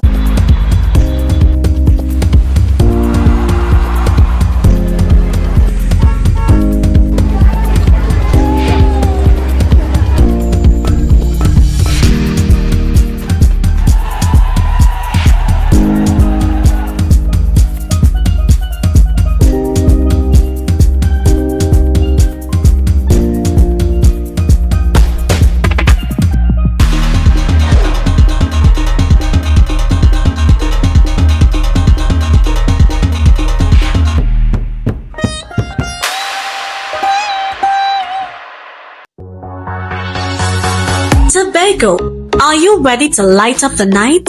Join us for the Lambo Credit Union's Moonlight Miles for Diabetes Glow Walk 2025. On Saturday, November 15th at Cano Bay Nature Resort, we'll walk, glow, and raise awareness for a healthier tomorrow. From 5:30 to 9:30 p.m. Bring your family and friends for plenty glow energy. Registration is just $180 per person, or grab your crew of 5 for only $150 each. Sign up online or at Lambo Credit Union branches before October 31st. For more registration and payment details, visit lambocreditunion.com and search Moonlight Miles today. It's a different type of thing down there. And we party till we drop down there. With a lot of pretty girls down there. Down in Tobago.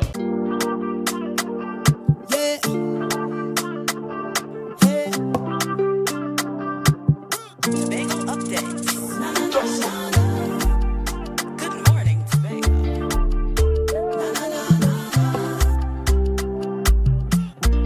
Let's go. It's a brand new morning. Rise up to a brand new dawning. As the passion start to rise, the energy fill the skies. Viewers, welcome back to Beneath the Surface. We are still chatting this morning with Assemblyman Nigel Tate. Now, just before we took the break this morning, again, it's straight talk, no chaser. All right, delving deeply into the background of the inner workings of things and some of his goals and plans, should he be successful in the upcoming election.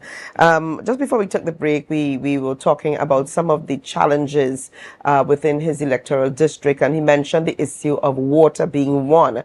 What, Mr. Tate, would you say would be the second issue that would be facing, you would say is currently facing your community? Okay, the second issue that I really want to talk about is that bridge at Spring Garden Gully. Right? That bridge could only take one lane of vehicle. Bring it home to us. Now, for those of us who live in the east, okay, who may not be familiar with where you're referring to, give us an idea of where we are talking about. Okay, Spring Garden is, if you're coming from Signal Hill, yes, instead of turn off to go to the hospital, right, you go straight down. Right, that's what we call the back road. The back road to get back on the highway, which actually leads you direct into Spring Garden. Yeah, there's a bridge there, right? And I know for decades, persons in Spring Garden area, they were saying that they need that bridge to be upgraded and at least make it into a two-lane traffic, right? Because recently for the carnival, we saw we had a bit of persons using the back road as a the alternative routes. Yes. Through, yes. Easy access to get to and from to the highway. So one of my main aim, if I'm re-elected, is to push to get that bridge sorted out. Right? That is one of my main challenge for this upcoming season. Once God give me health and strength, and I'm re-elected to serve, that is one. Also, getting some of the roadways in Signal Hill and Patience Hill. And same Spring Garden again, get some of those roadways actually fixed. Right? There's one leading right now in Signal Hill itself, leading to the field, that work is being done on right now at present. Right? I want to say thanks to Mr. Trevor James for his assistance thus far in assisting in the roadways in Signal Hill, Patience Hill, but within my electoral district, right? Because some of the potholes, if not all, no, not all, but majority of them were fixed, right? Up to recently, we see works being done on the roadway in Signal Hill, right? Now there is a particular area by the mall in Signal Hill that we need to get fixed urgent, because that road started to sink, and we started to get some sinkhole there and things. So work actually started there, and by a week or two, that work should be completed. Right, and then there's the next challenge, of course, the lighting of Signal Hill Playing Ground. Now, after communicating with the Secretary of Community Development, Youth Development and Sports, Mr. Wayne Clark, he said that situation or that issue will be dealt with in short order. Right, so persons living in Signal Hill who normally play football on that ground, that issue, the lighting will be dealt with very soon. All Right? Okay. What is one thing that you would like people to know about Nigel Tate? Something that you want them to know about that they do not know about Nigel Tate? Nigel Tate is Nigel Tate. Which means? I am still Nigel Tate. I'm not going to change. I'm not going to try to be someone that I'm not. I'm going to remain humble. I'm going to remain on the ground with my people. I'm going to be steadfast in everything that I do. Right? Nigel Tate will remain Nigel Tate. I'm here to assist everybody. I don't care of your political affiliation. I don't care of your creed, your race, whatsoever, your religion, whatsoever.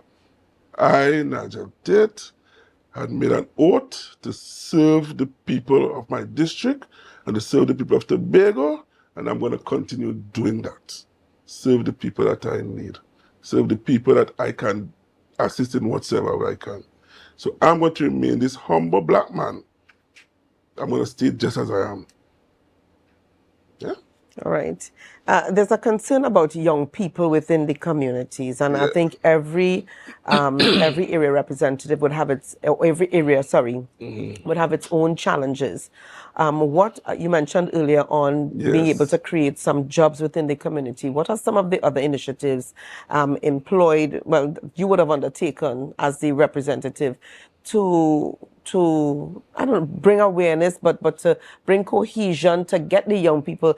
There's a cry. There's a community outcry when we look at the blocks that are being created, almost as though young primary school age, they're being groomed. They're being groomed, and then the teenagers again being groomed.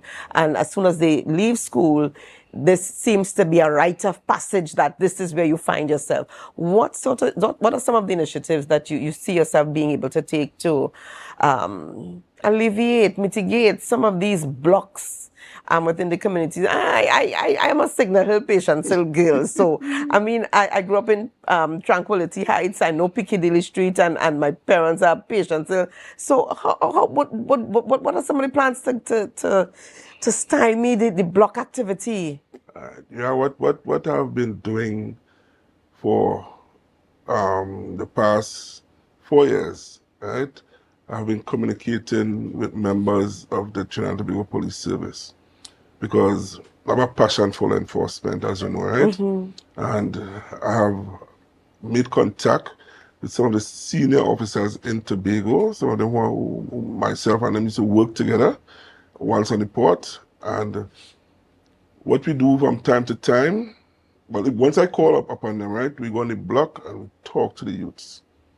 We have conversations with the youths, right? Within my electoral district office, with the leadership of Ms. Juliet Small, we have created a small group too, where we cook food. It's most on Friday, mountain and thing, and we call in some of the youths, call them, come and get some food. And there we get to talk to them, try to give them guidance. And then we have Mr. Elijah Gordon.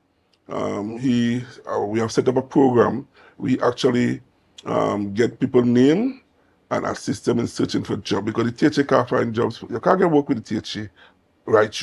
Right. The private sector is also there, but most of the persons now are looking for early morning job. So at least we try to assist as much as we could. But in the private sector now, we have set up a little area in the office. We will come and talk to Mr. Gordon, and he will try to find little areas for you to work. Like, for example, the supermarkets. There was some that recently opened down Canaan side. We get 1 or 2 persons registering to get there to work. Then we have the hotel industry. We try to find areas to fit them in. Some of the youth on the block. Also, I have been communicated with our family named Valerie Gray. Right? She's a Christian. Yes. True Christian. So I like how you said it. She's a what? A true Christian. Well, she's a Christian, a God-fearing person. Yes. Right? And we came together one time and we actually did a whole week of crusade. Right? Where we actually get to preach the gospel to some of the youths. And I could tell you this, there's a young girl who was converted from a crusade that we had in Signal Hill. And she has, every time she sees me, she has always thank me. She said, Mr. Tate, I want to thank you so much. And every day, every Sunday now, she goes to church. So this was a community... Yes. A community initiative. Yes, it was a community initiative after there was a murder in Signal Hill, and we're saying it's getting out of hand now. And I had a vision, a dream. And within that dream, the dream told me to go and talk to Valerie. That's my cousin also, right? Right. And I did when I talked to Valerie, and that's how it all started. And in very short order, we will be continuing that crusade soon again. Hopefully before the Christmas. Okay. Right? Yeah, and those are some of the initiatives that I've done. I've done it through religion. Tried it through sports by having my football league, getting the youths off the streets, come on the ground and showcase their talents. And then I've done it through some of the senior officers in the police service. Come on, let's keep toolbox meetings on some of these blocks, these so-called blocks where they say the boys has been the linemen. Yeah. Right? So, and then we have my office to assist persons in finding jobs. Right? So those are some of the initiatives that that I did to assist some of the youths. Okay. Now, I know I asked you earlier to, tell us something about Nigel Tate that the public is not aware of. And you said Nigel Tate will always be Nigel Tate. Always be Nigel Tate. That you will not change. I'm bleaching myself. I'm using bleach cream. So not in that regard, no. Certainly not in that regard. I'm just saying, Yeah. But I haven't changed. I don't think I've changed, no. What are people saying on the ground about Nigel Tate? Well, probably my talk behind my back, but in front of my face, they'll be saying, Titos, drink something. Titos we have. Titos come and talk some business. But behind my back, I wouldn't know what I'll be saying behind my back. But so far, I've been getting love. I've been getting togetherness, unity from the people within my electoral district. I haven't gotten any bad review thus far, unless they don't want to tell me. Yeah, because I'm not perfect. Nobody's perfect. And I cannot give everybody everything that they want. But as much as I can give, I'm going to give. Right? Yeah. Be it from my pocket, be it from whatever hamper, whatever I get from also the Chief Secretary, wherever I get whatever, I'm there and I'm going to give, continue giving. Right? All right. And if there was one message that you'd like to leave with Tobago this morning about you, your role as assemblyman, your role as area representative, and even as you look forward to the upcoming election, what would it be? Well, last election in 2021, I was saying, have faith in Tate. So I'm going to say to my beautiful people of my electoral district of St. Hill, Patience Hill, which comprise of Orange Hill, Spring Garden, part of Union, part of Lambo, and I'm not sure if South Park as yet, but continue to have faith in Tate. I'm here to work with you all. I'm going to continue to be as humble as possible. I'm going to be your humble servant. I'm here with you. I love you to the bottom of my heart, and I'm going to continue to show passion and care for all, the young, the old, the disabled, everybody. I'm here for them. Right? Okay. And also I want to thank my team that works with me, my office staff. I want to say special thanks to them. And say special thanks to my loving family, my wife and my children. I want to say thank you all for being there, supporting me, my friends. And my commitment will be, once God give me health and strength, and the Chief Secretary place me in whatever you choose to place, whatever decision, I'm going to give it my utmost best. If not 100%, but I'm going to give you very close to 100%. That's just me. Thank you very much. Very quickly here, before we take our wrap up here, do you think that you are at a state right now, a level right now, where you think you can function as secretary and move from the position of assistant secretary? Well, in life, when it grows up, you intend to move from age 1 to age 2 to age 3 to age 4. Then you reach a stage where you graduate, right? You think you've gotten your feet wet and you're able to function? I am ready to be graduated. You're ready to be graduated? Yes. to the level of secretary. Yeah, I'm ready to move on to our next level. Okay. But again, as I said, it's all up to the chief secretary, and I must say the chief secretary is doing such an excellent job, and it's a pleasure working with him. And I believe wherever I place me, it will be a promotion for me still. Okay. Right? So wherever I place me, I accept it. Very well. Well, thank you so much. Just to share very quickly here with one of our viewers on the live, this is Samantha Brathwaite, who says, excellent interview, Assemblyman Nigel Tate, Signal Hill, Patience Hill. And we want to encourage our viewers this morning that for the next few weeks for Beneath the Surface, feel free, share your comments, share your questions on the live Facebook, YouTube, and you can join us via television as well. But we're going to leave it here for today. We want to thank you so much for joining us. Have a great day. Stay safe. Anything else before we go, Assemblyman Tate? Tobago, I love you all. I love you all, I love you all, I love you all. Okay. Thank you. We leave it there. See you tomorrow. Bye-bye. Bye-bye.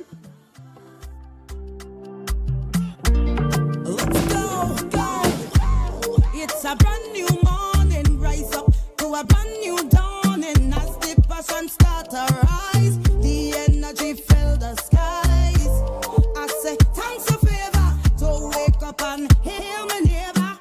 60,000 people strong, and the vibes is never wrong. We are beauty, we are power, we are people in the sun. We are beaches, we are rivers, we are melanated ones. We special and there is no denying. Tobago is number one. I am you and you are me. You're viewing Tobago Updates Television, your exclusive gateway to Tobago, broadcasting the beauty of this island paradise to the world.